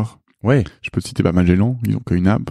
Oui, mais Magellan, le travail pour sortir l'app sur les deux, il est phénoménal. Ouais. C'est un gros investissement. C'est énorme. Bien sûr, parce qu'ils sont sur un truc très très complexe. Et puis derrière, c'est très complexe. Puis derrière, en marketing, voilà, enfin, on parle de millions d'euros. Non, littéralement. Bien sûr. Je veux dire, c'est. Oui. Mais du coup, ils y mettent les moyens et l'ambition qui font que si demain 1 million de personnes se connectent tous les mois sur leur application et que 10% de ces gens-là tous les mois convertissent sur leur abonnement premium, bah tu vois, ils auront créé un vrai gros business sur la base d'une app. Donc effectivement, le message c'est plutôt faut pas lancer d'app sans y mettre un peu les moyens, ouais.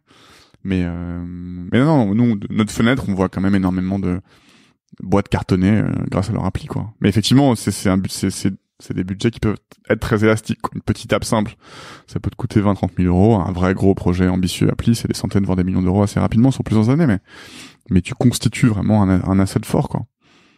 Après, t'as des apps un peu B2B de, je sais pas moi, Veolia qui envoie ses opérateurs un peu partout dans toute la France, Ça, on a on a plein de deals comme ça, ouais, effectivement, avec des apps plutôt B2B, ou B2B2C. Je sais pas, on a un très très gros deal avec Renault par exemple, qui sert de badge dans toutes ses applications voitures connectées. Donc c'est pas 100%, c'est une sorte de B2C, mais on a un peu la même chose avec BNP Arval par exemple, qui est la branche leasing de BNP, qui sert de badge dans toutes ces applications qui sont en fait elles-mêmes recommercialisées auprès des entreprises qui souscrivent des leases pour leurs collaborateurs et qui ensuite leur font activer le véhicule avec l'application. Donc là c'est du B2B2C, c'est dans l'offre d'Arval auprès de ses clients business que l'app est packagée.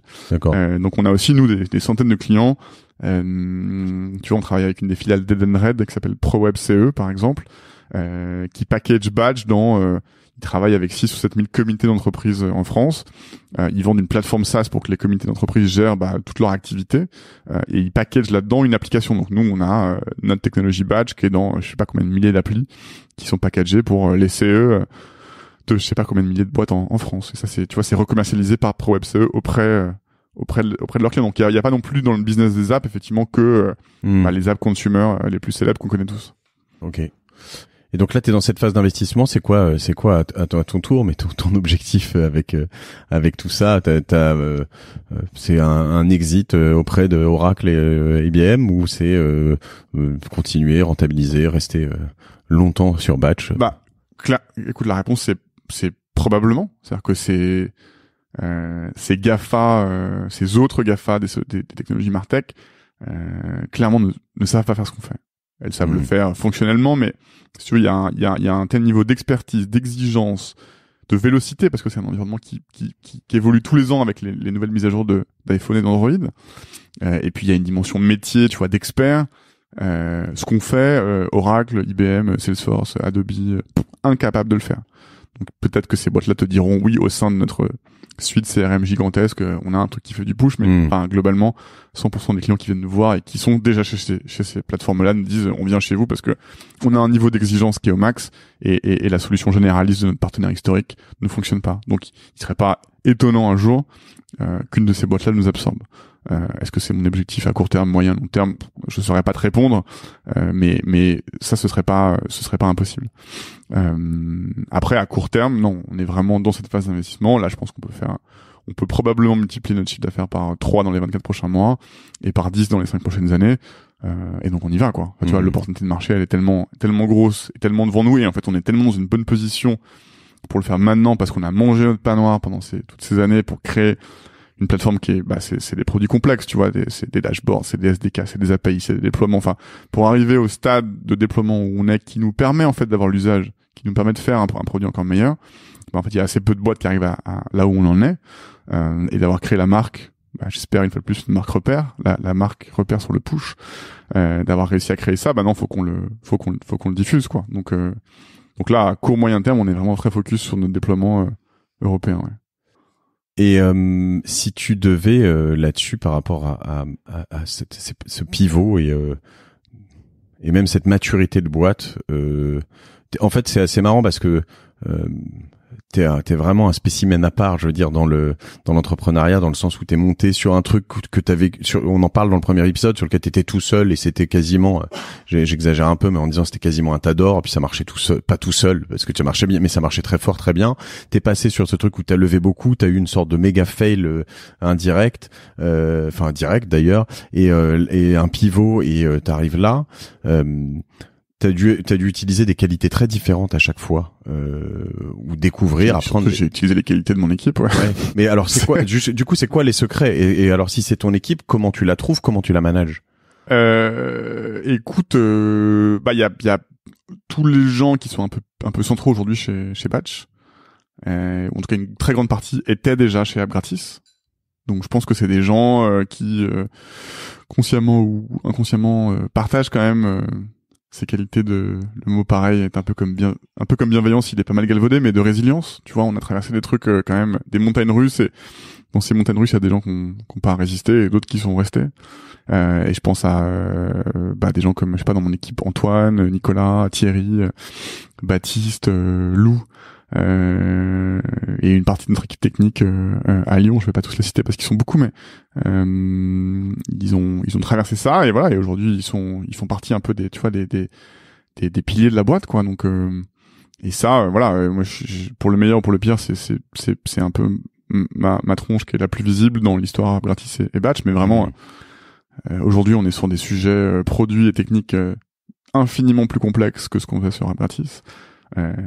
Dont je maîtrise pas moi-même 100% des rouages, et clairement cette équipe-là, je me suis aussi beaucoup appuyé sur elle pour traverser les différentes phases transitoires qui nous ont amené à cette superposition dans laquelle on est aujourd'hui, quoi. Donc je me suis aussi beaucoup appuyé. J'espère que mon équipe s'est appuyée sur moi pour certains trucs, mais sans les gens que je t'ai cités et d'autres, on n'en serait pas là, quoi. Mais comment alors peut-être qu'ils le font elle se fait d'elle-même, mais ça tourne pas tout seul. Comment tu fais pour qu'ils soient déjà toujours motivés, toujours au taquet, parce que c'est très pointu ce que vous faites.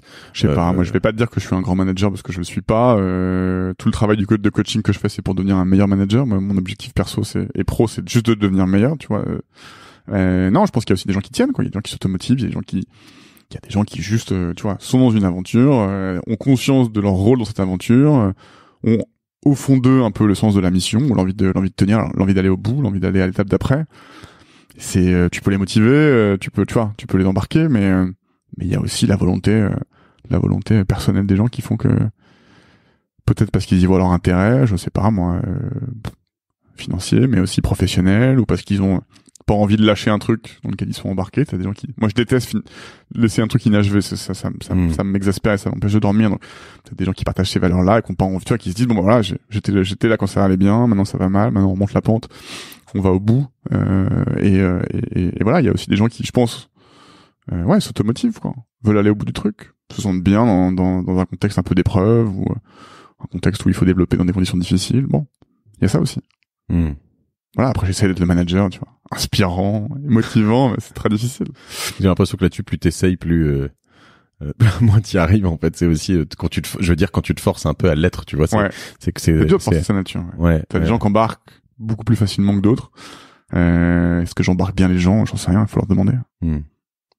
Écoute, je crois qu'on a fait un beau bilan sur pour foutre Jack dehors, là. C'est clair. Est-ce que tu penses qu'il va se réveiller quand on va arrêter de parler? Je pense pas. Est-ce que tu penses qu'on le berce probable de nos paroles depuis 2 heures? Ta voix suave cette fois-ci. Ma voix suave. Ouais, on a fait qu'est-ce que on oublie comme question habituelle. Je crois que on sait où te suivre. On a dit pas particulièrement. Donc Simon Davlat sur LinkedIn principalement. Tu vois, Twitter si on veut t'envoyer des messages à la con et t'insulter. Et Simon@page.com si vous avez une appli dont le CRM est défaillant. Et voilà. Écoute, on se verra, je pense, pour l'épisode 200 et l'exit de l'exit de génération de Spotify. C'est ça. Je vois pas comment ça peut se vendre. Invite-moi avant de te faire racheter par Spotify. C'est ça. Et puis non, je crois que j'ai fait à peu près le tour. Je suis un peu sonné par ce truc où je me suis un peu fait voler mon podcast pendant une bonne partie du truc.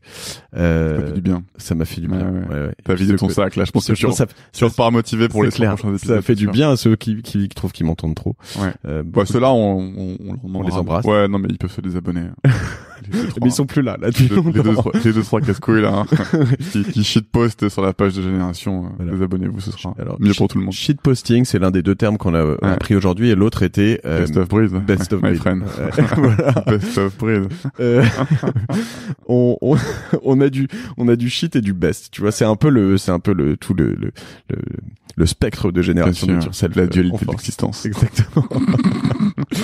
Bon, ben voilà, merci à toi, Matt. Ouais, c'était un moment très agréable. Je te remercie, Simon. On se retrouve au 200, alors, hein, et puis, rendez-vous est pris. 200, 300. Voilà, non, on va se retrouver avec Jean. Tu vas, ça va être dans quelques mois. Ouais, c'est clair. Ouais, Jean, on se le fait à 3, là. Ouais. On va le serrer un peu. Je vais l'appeler, je vais lui dire qu'il faut qu'il vienne. Prochainement, Jean de la Roche-Brochard. Merci. Bon, ben voilà, je suis très content d'avoir fait cet épisode avec toi. C'était vraiment un plaisir. Je suis très heureux avec vous d'avoir fait ces 100 épisodes. Et puis, aidez-moi à avoir des super Zizou, voilà, Zizou. Je pense que peut-être que si on fait un truc tous ensemble et que tout le monde lui envoie un mail ou un message, tout le monde envoie un push. Ouais, c'est clair. Vous trouvez un moyen en lui disant passe sur Génération Do It Yourself, c'est là où faut être. Trouvez un moyen de le communiquer, Instagram, Facebook, je sais pas comment. Peut-être que ça va marcher. Voilà, on va le talker, quoi. Objectif Zizou. Je reviens pas ici tant que t'as pas eu Zizou. L'engagement est pris. Allez, merci à ciao, tous. Matt, bonne journée. Et puis ciao à tous. Sauf aux 3 shitposters. Mais si, on les embrasse. On vous retient. Ils sont plus là. Allez, ciao. Ciao.